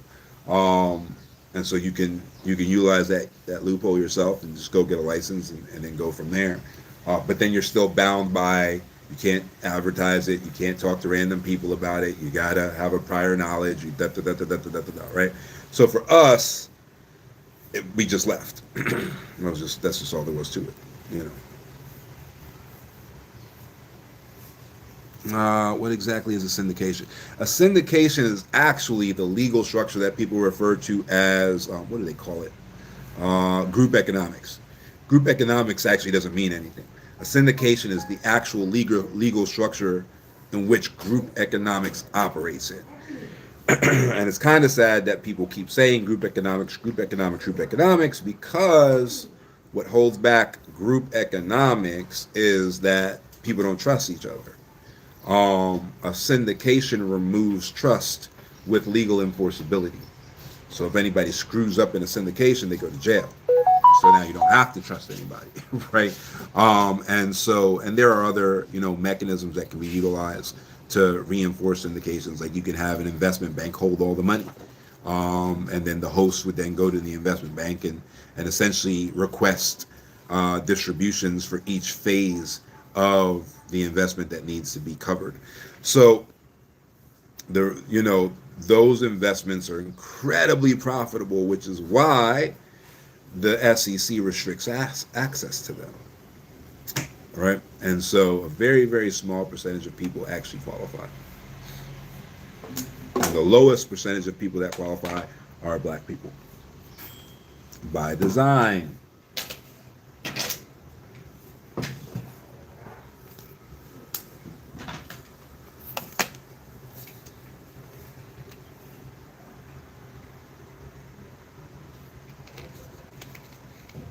So that's what a syndication is. Also, syndications are worse in the United States. So like, if you do a real estate syndication, what the syndication is raising money for, what the group economics is for, is the down payment on the loan, right? So then your issue is that from the payout side of things, there's an order, all right? And the people at the top of that order, right, they're called positions. So the people in first position get their money first, okay? People in second position get their money second, all right? And then if there's other positions, it's self-explanatory, right? So who's in first position? The bank, The bank's in first position because you came up with 20,000 or with 20% as a as the down payment or the deposit. So you got a 20% deposit on a loan. That's what the syndication raised. Right now, syndications typically come together for like real big things. They don't have to, but they typically come together for real big things. So if you buy a 300 unit apartment complex, right, that's $100 million. Now the syndication is raising the 20% of the $100 million, right? So they're raising that 20% for the deposit on the mortgage. So now, if it fails, if the syndication fails, who's in first position? The loan holder, right? So now the bank gets all the money that comes out of the syndication. If there's anything less, or there's anything left, then the LPs, which are the investors, get what's left, right? So that's the way it's done. I mean, it is what it is, and then it's your due diligence to make sure that your syndication host is good enough so that it doesn't fail, essentially, right? So you're looking for experienced syndication hosts that have done a bunch of profitable syndications, blah blah blah. Okay. Internationally, like if we do a syndication, the syndication raises for the entire project. So international syndications, there is no one in first position above the investor. So let's say the syndication fails, right? And you're talking about a real estate syndication. If it's a real estate syndication, there's land. So if the real estate syndication fails, the land is still there and can be sold. And the investors are in the first position. The host is always, the person running the syndication is always in the last position. They do not get paid until the investors get paid, right? So they're always in the last position, period. So the investors are in the first position in that international syndication. And if it fails, you can sell the land and all of the money goes directly to the investors, right? And then the host gets nothing because it failed. They don't deserve anything, right? So that's how an international syndication would work, right? Versus a U.S. syndication where the investors are paying for the deposit or the down payment on the loan, and the bank is in the first position. So there's that.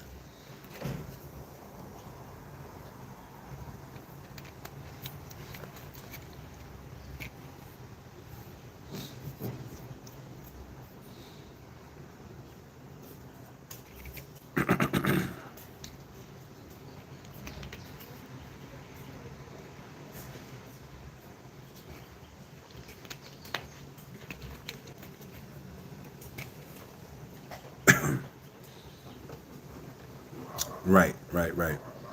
It's just that most people don't look outside. I mean, most people don't look outside of their neighborhood.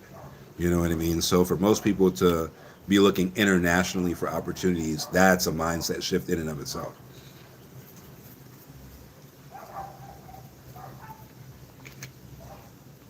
What we got going on over here? Oh, Happy New Year.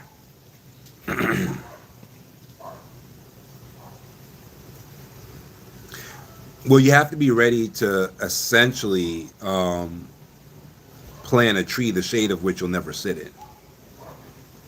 Right? So the first generation of every dynastic family, or I shouldn't say every, the first generation of most major dynastic families had nothing. Like the first Kennedy was like a potato farmer.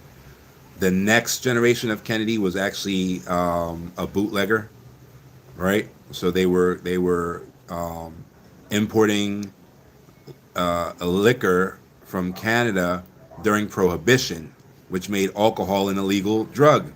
That's right. So at the time, they were dealers. That's your Kennedys, JFK, and all of them. You know, that was the next generation. So typically, the first generation is poor, dies poor, but they set a standard by which the next generation can have something. And they gave them enough education to be able to execute on that something. First Rothschild, same thing. He was a cobbler, and he couldn't read, but he could count. And then he sent his kid just for literacy. He didn't send him like Harvard. There wasn't no Harvard, but just for literacy, like just let me send you so you can learn how to read, right? And then that Rothschild started the banking empire, right? Just sacrificing so that that next generation just got a little bit more was all it took, right? So that's how all your large dynastic families start. And typically, the first generation who made the decision to build a dynastic family actually does not benefit from it.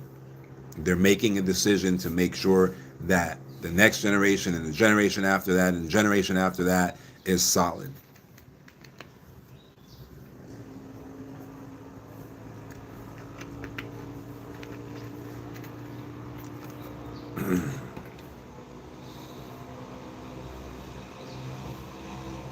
Yeah. Well, yeah, and then you have those. You have those ones that unfortunately their head is stuck in money, and so they make a whole lot of wealth, and they pass that wealth down, but they don't pass the education down, and then you're in a situation where they run out of money, right? And they run out of money quickly, typically. You also run into situations where they don't use the right protective tools. So, like, we always use offshore trusts. You'll have situations where they don't use the right protective tools, and so, like, there were families like the Rockefellers. For a long time, every time they got married and divorced, their family wealth got cut in half because they didn't have the right protective measures in place. So all that matters.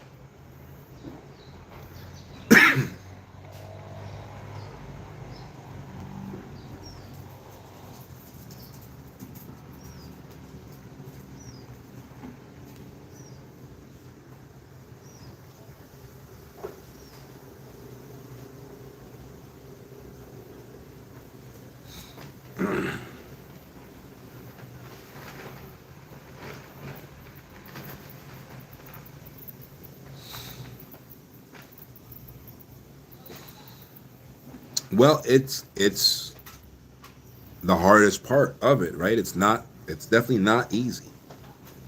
Definitely not easy. It's simple, but simple doesn't equate to easy. So the education is definitely the hardest part. See you. So yeah.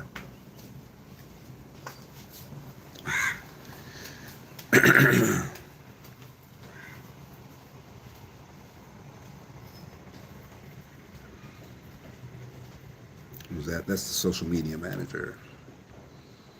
She's going to do some social media stuff today. I think she has to take some video and create some posts and all that.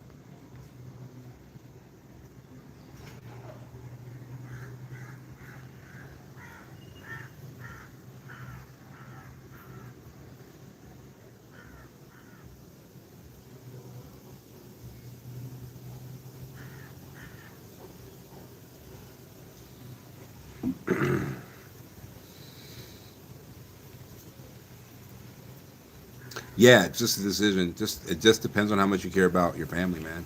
That's it. 100%. That's that's the very first step. Just talk about this girl that I'll never forget, named Wendy. And I remember the day that she said to me in a conversation about business, these years ago, that she did not want her kid to have anything better than her. And she meant it. She was dead serious. She's Trinidadian. Um, and it was so bizarre to me even then. But yeah, there's some people that just like, they're not of the mindset. Even about their own like family and their own like, kids and all of that.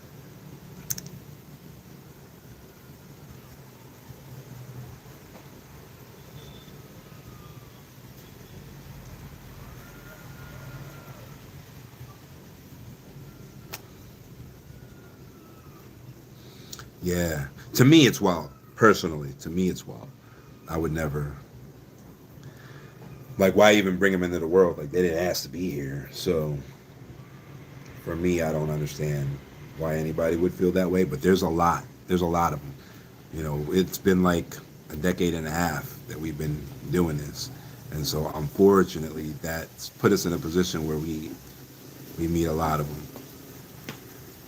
And you probably know some of them, like the people who kick their kids out on their 18th birthday.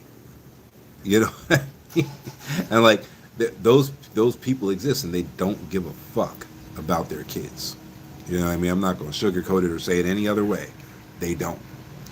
And so, yeah, man, it sucks. It sucks. And it's cool, like when you do, like, I don't know, when I sit down and I'm speaking to other, you know, clients and other dynastatic family people, at trauma, how about that? We have like the coolest conversations. You know what I mean? Like, I don't know, man. Maybe you can't understand it until you do it, but the way you feel when you know you set up the next generation for success, it's wild. It's wild. It's amazing, actually. Therapy should be part of relocation, sir. maybe, maybe, yeah, I guess so. You know what? I think it depends on like, well, I think it depends on where you're relocating and like how the sort of YouTube live just like ended. All right. Um. So yeah. But I get you. I understand what you're saying. Definitely, definitely. We we're lucky that we're in a position where we get like substantial clients. You know what I mean? Now. So, you know, like the family of 12 that we just like relocated, like they could afford to relocate. And you know, they pooled their resources. They have a beautiful multi-acre estate now, you know, by the beach out here and like they got it together. They ain't need to see nobody, right? But I do know what you mean, vibes. I get it.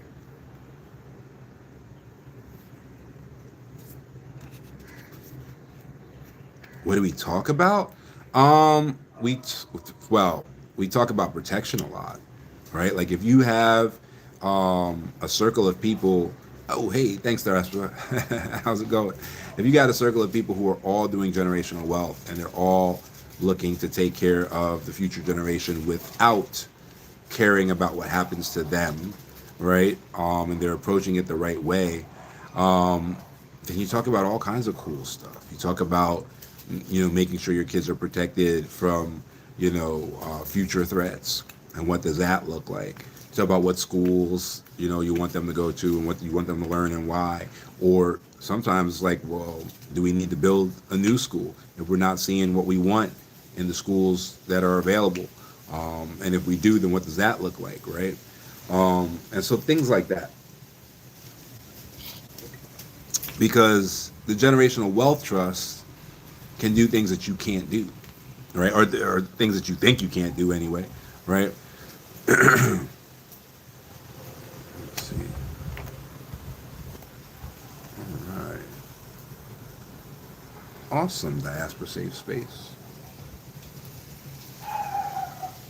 Congratulations. Looks like you hit a fan level. But yeah. So those are the kinds of things that, you know, that we get into.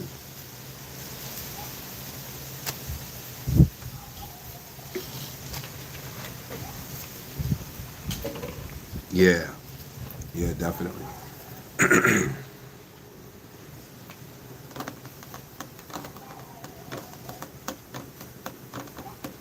Protection from protection from like weird people, bad people, and all of that. There's been a bunch of situations that popped up with other trust fund families where the trust surprisingly protected them from things that they weren't expected to be protected from, like gold diggers.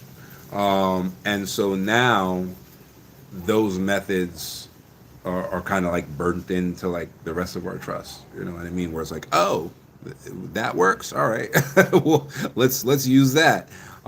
So there's a bunch of ancillary protections. There's a clause in the trust that protected people from their babies being swapped at birth. So, you know, when we find these little things like, oh, okay, so that clause protected you from that situation, that none of us even think about, none of us even, care to, consider that clause protected you from that. Oh, okay, now we know. Now, as we, create more trust, we see what's going to create that protection and what isn't. So now when we talk about that clause, because obviously when we initially utilized that clause, that was not the focus of it. But when one of the ancillary benefits of it became that they immediately caught, a mistake in a hospital where a baby was about to be, well, had been swapped. Um, that was like, oh, okay, there's an ancillary benefit that we need to start talking about. So stuff like that.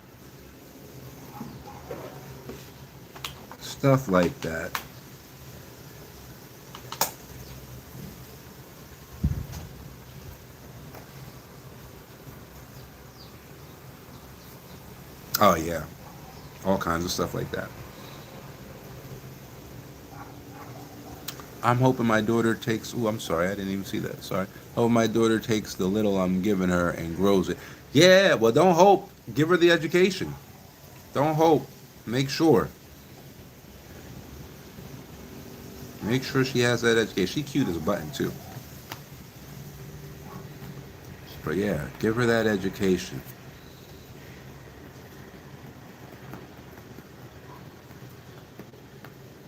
Even if you're not like formal about it, right?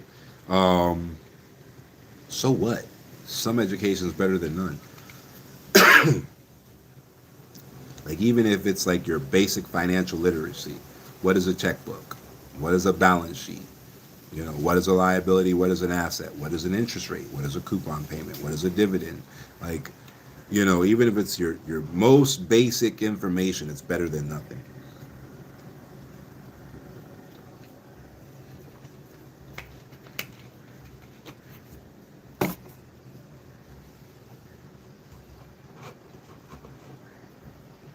Well, yeah, but also you're the example, right? So that's part of the education. Like I said, humans learn from tactile feedback. We all know this. We just like forget. Like if you even if you don't have a baby, right? Like even if you don't have a child, you've seen another child in your presence, right? Like how human beings learn. You know that when the baby touches the knife, you telling them not to touch the knife doesn't mean anything to them. They will continue to touch the knife. You have to take the knife out of their hands, right? Consistent corrective action. Action, right, is how we change mindset. So, it's not reading a book. Now it might be doing homework after reading a book. That might, do it. But it's not being told. It's consistent corrective action. So that part is on you.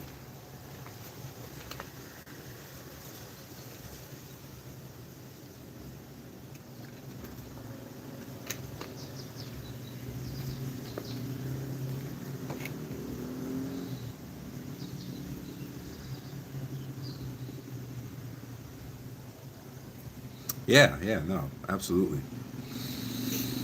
Oh, there's a whole bunch of highs on YouTube.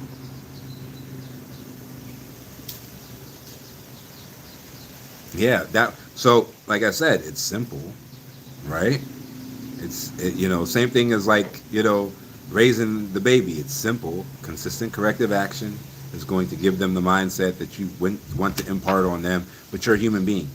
You're gonna get tired. You're gonna get frustrated. You're gonna not know what to do. You're gonna have an emotional reaction to something, right? So even though it's simple, simple does not mean easy. It is also simple to remove an engine from a car.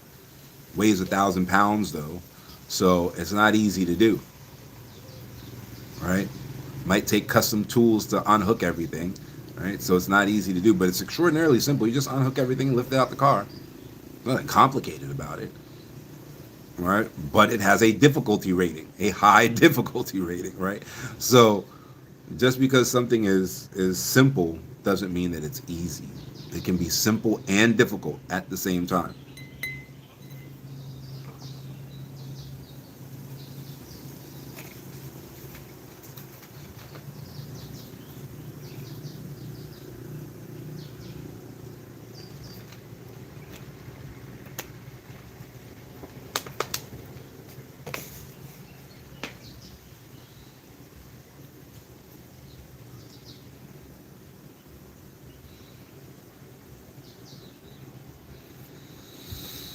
Oh, you're new. Yes, we're in Kenya.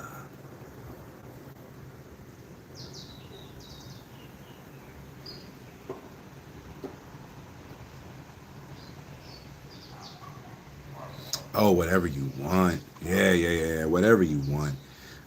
It is so versatile. A constitution, a family constitution, is probably the most versatile document on the planet. Um, Now it ties some other documents for versatility, right? Like a trust is the most versatile legal document on the planet. Like your family constitution isn't a legal document; it's a family document, right?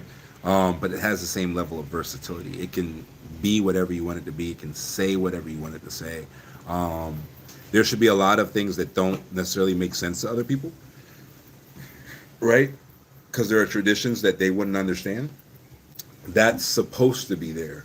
There are supposed to be traditions that they wouldn't understand because they don't have the same history as your family, right? So there's supposed to be things you do that they don't do because they don't come from where you come from, right? Um, and even if they come from like the same town that you come from, they still don't come from where you come from, right? So your family story is always going to be unique, and because of that, your family traditions should also be unique. So it's going to be incredibly specific to you and can literally be anything you want it to be. The things that are most important that we found over the years is you need a conflict resolution article to the Constitution. It's incredibly important, right? I would estimate 90% of families that are even trying to be functional families are destroyed by their inability to resolve conflict. So somebody does something that is legitimately a problem, all right? It's not like we're minimizing, the issues that those families have. The issues are legitimate issues, but they don't have the ability to resolve those issues. And that's it. Family's dead. And now the entire future of all the grandkids, all that's now in no man's land, right? Um, so the conflict resolution article is the number one thing in any and all family constitutions, in our opinion, in our professional opinion at that.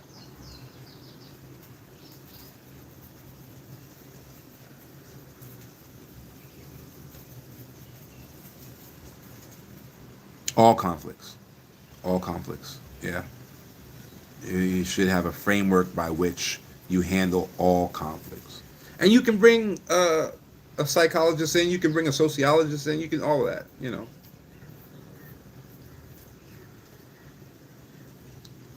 How to plan for long-term care. Sometimes, I mean, I suppose you could spell that out. The issue with spelling that out is that it changes over time, right?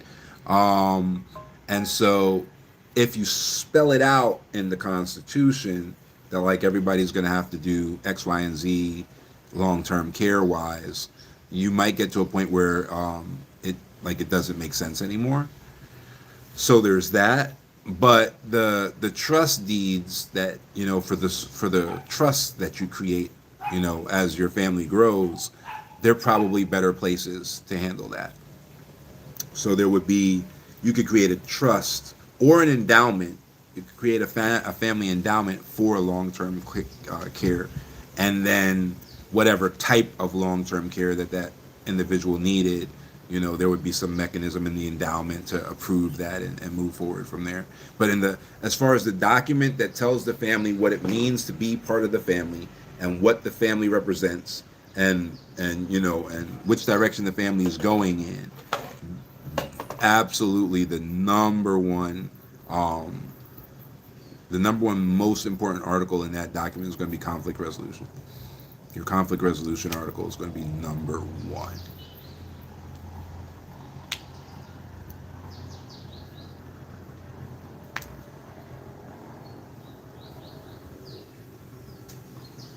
Yeah. Well, no. Well, it's not. I mean, I guess you can minimize anything if you wanted to, but it's not productive, right? So it's not that their conflicts don't matter against, creating generational wealth. That's not necessarily the truth. What what matters is they don't have the language or the systems in place to deal with significant conflict, right? Like we've seen a sister sleep with her sister's fiance, and now half the family is on the sister who was getting married side. The other half of the family is on the sister who slept with the fiance side, and then maybe there's another segment of the family that is on the fiance side. And nobody knows how to communicate it. Nobody knows how to work through the issue. And so now the family is just fragmented. You have these different factions. They all hate each other. Nobody wants to talk to each other anymore. And so that's why the grandkids are going to be homeless, right? Like it's not an insignificant problem, but we're not going to correct that problem and get everything worked out. And by the way, punish who needs to be punished. Just because it's conflict resolution does not mean that punishment is not doled out, right? So, and by the way, punish who needs to be punished in whatever ways are appropriate, and then move on from there, right? So that's the number one thing that ensures that the family structure is maintained long enough that the family can grow to something that matters. Easily, bar none, number one, number one part of the family constitution. Number two is in the goals, visions, missions, and all of that stuff, right? So, because what you want to skip is the existential dilemma. You want to skip all the existential dilemma parts, right? So you want to skip the who am I, why am I here, what's my purpose in life. You want to skip all of that shit, right? So you want that manual in place, where when someone starts asking, there's actually a book that tells them, right? And everybody in the family reads the same book, so they understand, like, oh, okay, I'm part of this organization. This is what we're known for. This is what we do. And then that has to be broad enough that the person finds themselves inside of it. It can't be so restrictive that the person fights against it, or that's going to do just as much damage to the family. So that's where, like, your professionals essentially come in. Because you can write something that you think is great, and it's so restrictive that the very first generation that it's applied to fights against it, and then the whole thing is destroyed. An example? Yeah, so we have a family that focuses on the arts. And so they have a focus on the arts. And they expect everybody to adapt an art form, right? It's really interesting because that family is Japanese, and that was something that happened during the Senjo Gojidai period in Japan, where the Seitai shogun had made a proclamation that every samurai had to take on an art form, right? They couldn't just be brainless warriors anymore, chopping people up with katanas. They had to learn calligraphy, poetry. They had to take on some art form, right? And that worked for a very long time in ancient Japan. And so that was one of the things that these people added to their family constitution. And so you had potters, you had musicians, you had martial artists, you had all these different, you had political artists, right? You had military arts, right? So you had all these arts that the founders had never even considered, but it fit. It was wide enough that it still fit into that mission statement. It didn't box people in so tightly that they rebelled against it, right? And so, like, groups that are like, everybody has to be a lawyer, that's not going to last. You're going to get somebody who doesn't want to be a lawyer. They're going to fight against the family. It's not going to work out. It's too restrictive, right? So it has to be that, whatever boundaries you're putting, again, around the family are large enough that it's a sandbox and that people can find themselves within that boundary, right? So that's just a matter of best practices, essentially.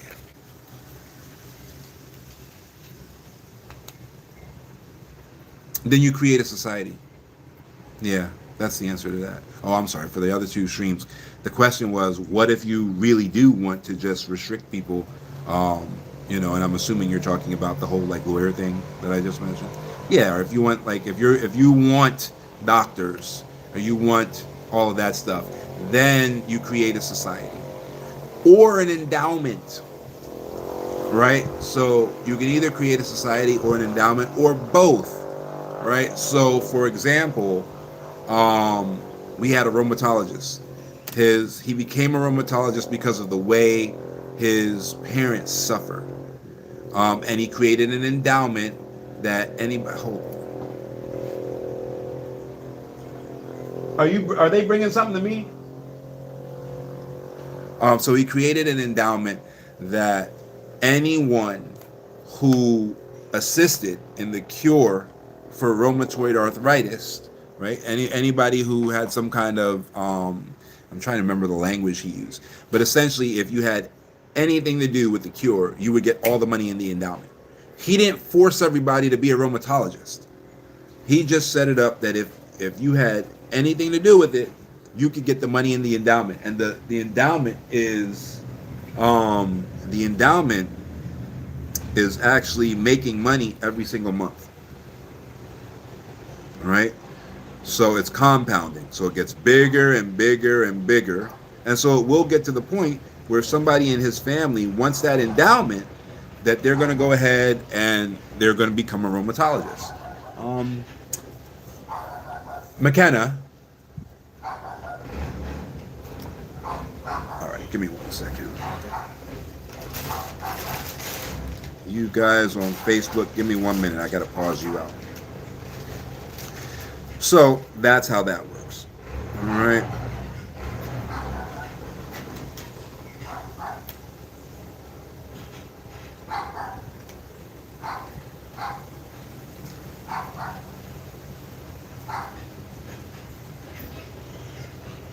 That's how the endowment works. How does society work? Okay, I'm gonna give you that in just a minute.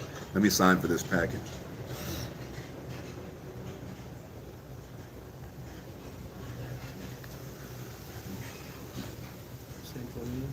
Okay.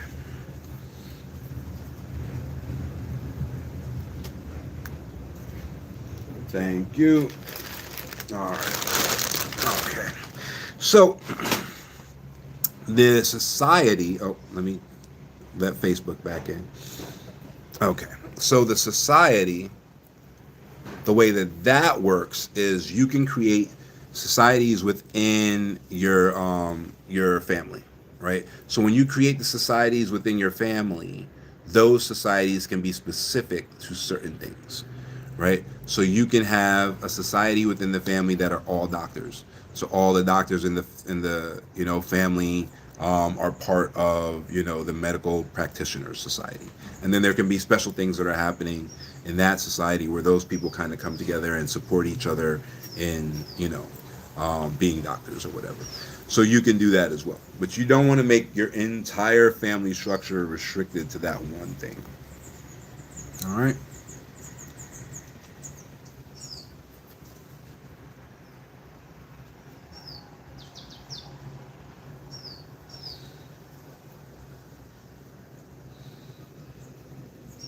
Yeah, just speak to your professional. They'll know how to do it. Don't know how to do it. So because it's going to be different depending on, and the names might even be different depending on what jurisdiction it is. It's like in some jurisdictions, it might be a private operating foundation. In other jurisdictions, it might be a society. In other jurisdictions, it might be a community-based organization. So it just depends on what the jurisdiction is. So just speak to your professional.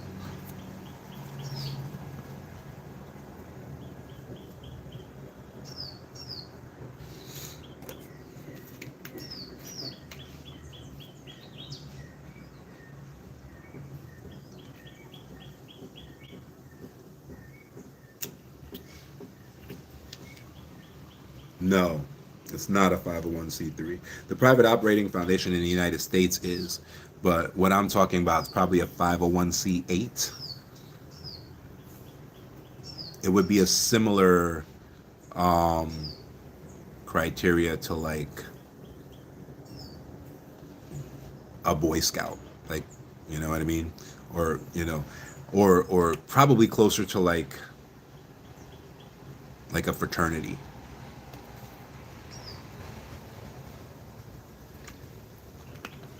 Yeah,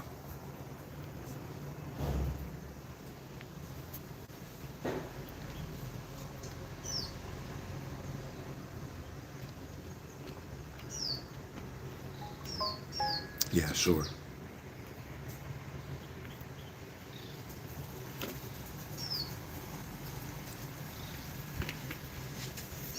Yeah, but don't put the horse before the cart. You know what I mean? Like, if you ain't got a constitution yet, you're deep diving into things that don't matter until your constitution is up and running.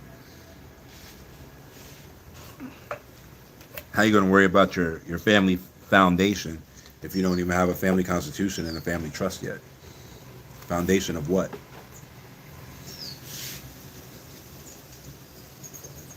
Right?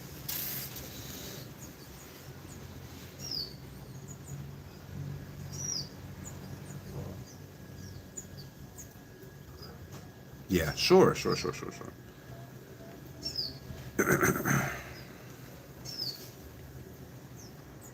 Yeah, I mean, sometimes you'll create a central location. So that's what trust estates do. So they'll build a trust estate. Like we just got done building one here by the beach in Deani. So they'll build a trust estate.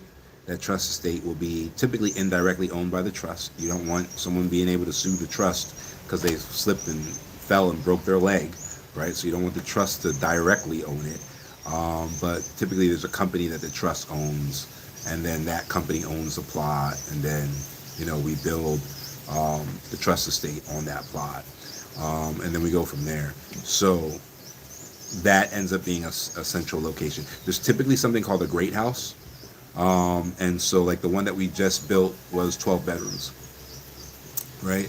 And so it's a place that everyone in the family is allowed to come to. It doesn't belong to any one member of the family, and so that's how that typically works. Oh, somebody, I'm missing some stuff. Hello on the YouTube side. What does it say on TikTok here? Do you buy what? Hi. Do you buy plots for your customers? Okay, or houses? So typically we don't buy houses because typically those houses aren't built to the standards that our customers are looking for, um, or our clients are looking for, I should say. And so we typically don't buy houses. We typically build them.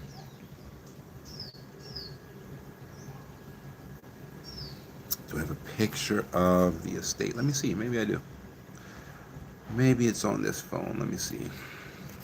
Um, that's the wrong thing. Where's the button? There we go. There we go. All right. Let's see. Um,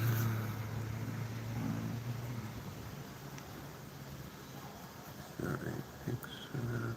That's not it.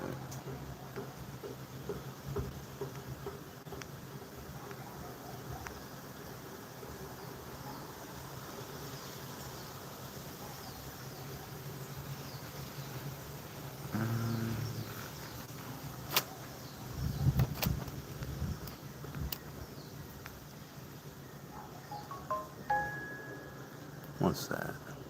Is that it? Let me see. Where are we here? Is that it? This is a trust estate, but it's not the one I'm talking about. But I mean, I guess this is good enough. Um, and so when you do a trust estate, see the house that's on the right there, or I guess in the center, however you want to say it. That's the great house. And then there's a second house on the left there. I forget what the purpose of that was supposed to be, but no individual member of the family owns that, right? Every member of the family can come in and see that. Yes, you can't see it because you're not on the TikTok live. So If you have TikTok and you head over to the TikTok side, then you'll be able to see it. Okay. So this one, they leaned into the standard, like Kenyan coastal aesthetic. So they have this roof that's kind of like a thatch roof. It's called a makuti. So they have like, it's a little, there's been a couple fires. I don't really like them, but they leaned into that. So like whatever. We have some, let's see, we're building an estate right now. Let me see if I can find a picture of that one. Yeah. So this one's under development. And so again, you can have multiple, units in the same area. Now, this type of trust estate, you can do a trust estate where each member in the trust has their own house. Right? So you just build them all at the same time and whatever. So you can still have a great house, and then you can have each member has their own smaller house. And then members can decide whether or not they want pools. Like you see, the one has a pool, and what else? The other one doesn't. I think on the other side there's three more. So on the bottom side there's three more homes that go into that long, like, rectangular area there. And then in that top corner, something's going in. As you can see, it's been cleared for construction to start. And in the upper right, in the upper right and the upper left corner, there are two things going in there.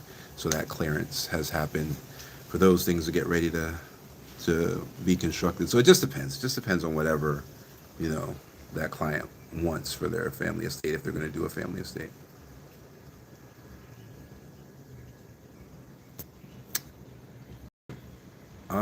No, we have our own vertical integration.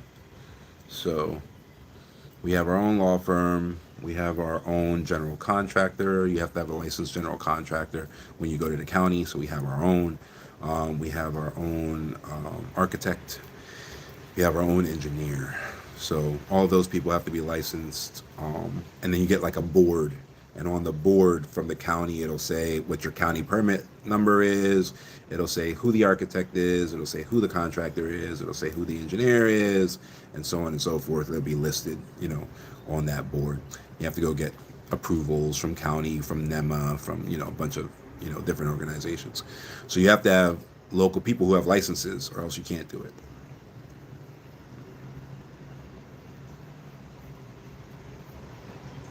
Sometimes we do. Like sometimes we'll bring in another builder or something like that, but they have to, like, our general contractor has to vet them essentially.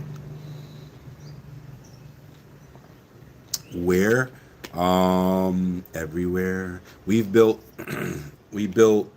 estates in Kisi, in a place called Sunika in Kisi. We've built in Kakamega. We've built in Kisumu. We've built in Narak. We've built in Embu. We've built in Diani Beach. We've built in Watamu. We've built in where else? Where else? We did a Maasai place in Abu Seli. That was really cool, actually. Where else? So, like, all over the place. It doesn't matter where.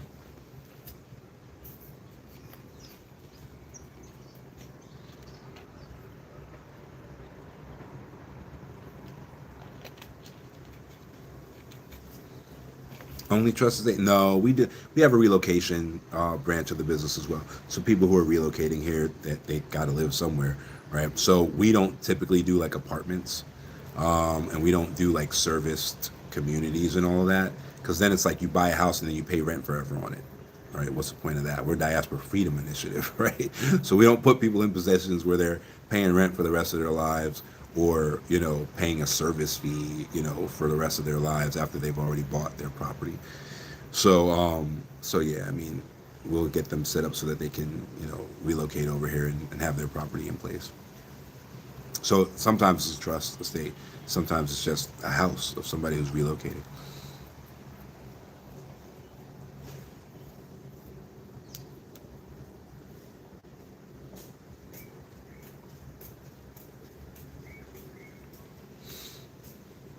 Staff, yeah, yeah. Oh, I thought you were talking about my staff. Yeah, yeah, yeah. We'll help clients get their staff. Yeah, we do that because if you pick the wrong people, and it's if you're just moving here, you don't know how to check people, so you don't know how to like have people bring a county health certificate. You don't know how to have people like how to check their ID cards and all of that stuff and whatever. You don't know what you should be paying them in the contract. So you might not know about like NSSF. You might not know about, well, there used to be housing levy. You'll see if that comes back. But like there are things that you have to pay, for people that have been employed. So if you don't know what those things are, then you can set yourself up for almost for failure because they know what they are. And so they can essentially decide like, oh, okay, I'll take the job knowing that you're doing something that you're not supposed to be doing, and then I'll just sue you later, right? So there's like a lot of that stuff going on now. So don't do things on your own. Make sure you have a professional and let that professional guide you through it.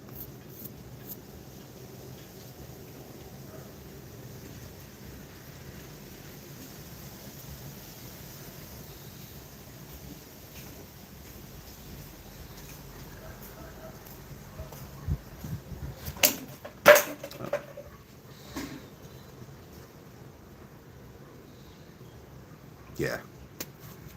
Yeah. Yeah, no, we do. So when we're dealing with Kenyans, they're typically Kenyans in the diaspora, and typically they don't want their kids to have to fight family members for land that they own. So they'll come through us. We'll do a trust fund for them, and we'll put all their land in the trust fund and make their kids a beneficiary. So when they die, which they're going to do, at some point, there's no fights over the land. Sometimes those get ugly, depending on like what tribe they're from or like where the land is or like whatever the case may be for them. Some of those fights get ugly, ugly, like get bloody. So there's definitely situations where like family members, killed each other over valuable land and stuff like that. Or like there are jealous family members that, they feel like just because you went to America, you should be helping them. And maybe you're poor in America, like maybe you cannot help them, but they don't understand that. And then so now when you die, they feel like your kids are fine because they're in America, so they shouldn't get an inheritance. And them being your cousins or whatever should be able to come steal your property. So that type of shit happens all the time, unfortunately. And so that's where like Kenyans in the diaspora then reach out to us, and we'll set those legal structures up for them, and then move all their property, even like shops and stuff. Like there are like Kenyans in the diaspora that own a shop, and like their sister or something is running the shop or whatever. And then when retirement hits and they come to see their shop, either the shop isn't there, or their sister has done some kind of legal maneuvering or whatever, where on all the records it's her shop, not their shop, and all of that stuff. So that type of shit happens all the time. So that's typically what Kenyans in the diaspora are, coming to us for, is to safeguard their children's inheritance and like maybe keep their family members honest or whatever.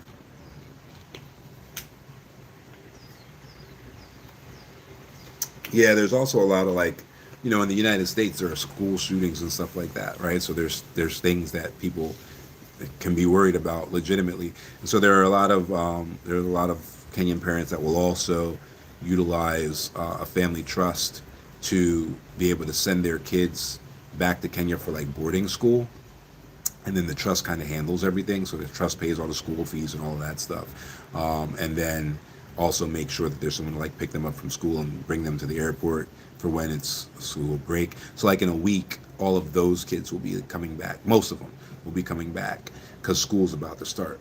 So they went home for Christmas and New Year's and like whatever, and they're about to fly back. And then when they land, the trustees will set up that they're picked up from the airport, that they're they're taken home. They always have food in the house. Typically it's boarding school, but you make sure that they have everything that they need. They have all their pencils, their books, their all of that. If anything happens, there's a medical advocate there who knows whatever medical rules might be in place. Are they allowed to get blood? Are they not allowed to get blood? And there's also somebody who's going to make sure that the parents are contacted on time and all of that stuff. So like that type of stuff as well.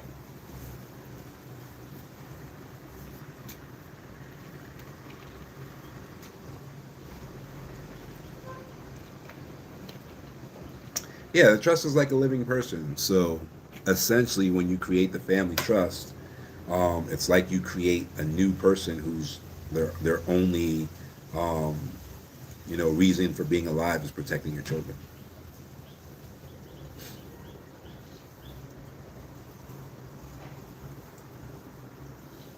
No, you can do it at home if you want. It's just that now that trust is under the same jurisdiction that you live in. So if a judge decides f your kids, you had a car accident, and now I'm going to order you to take everything out of that trust and give it to the person that you had the car accident with, then your kids just don't have a future because it's under the jurisdiction of that particular, like you can probably appeal it and go through that whole rigmarole, but you put the trust in the same jurisdiction that you live in. So now when something happens where you live, it might destroy, the future viability of your family. So that's why we use the offshore generational wealth trust. So that is something like that does happen and the courts do find out there's a trust. And they, even if they do order that you're supposed to go to that trust and try to pull all the money out and give it to, this creditor or this, debtor, or this person who has won a judgment against you, the overseas courts, they won't uphold the judgment. And that, again, is based on which jurisdiction. Because there are overseas courts that will respect U.S. judgments, right? So you obviously don't want to put the trust there. So it's not just overseas, it has to be a strategic location.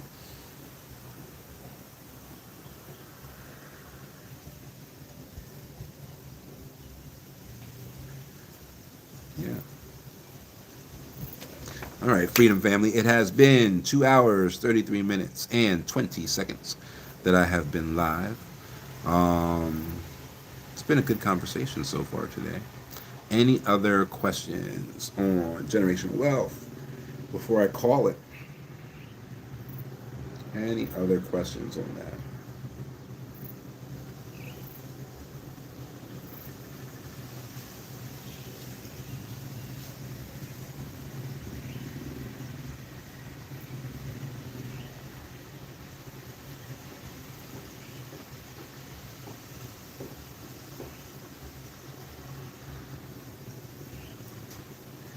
All right.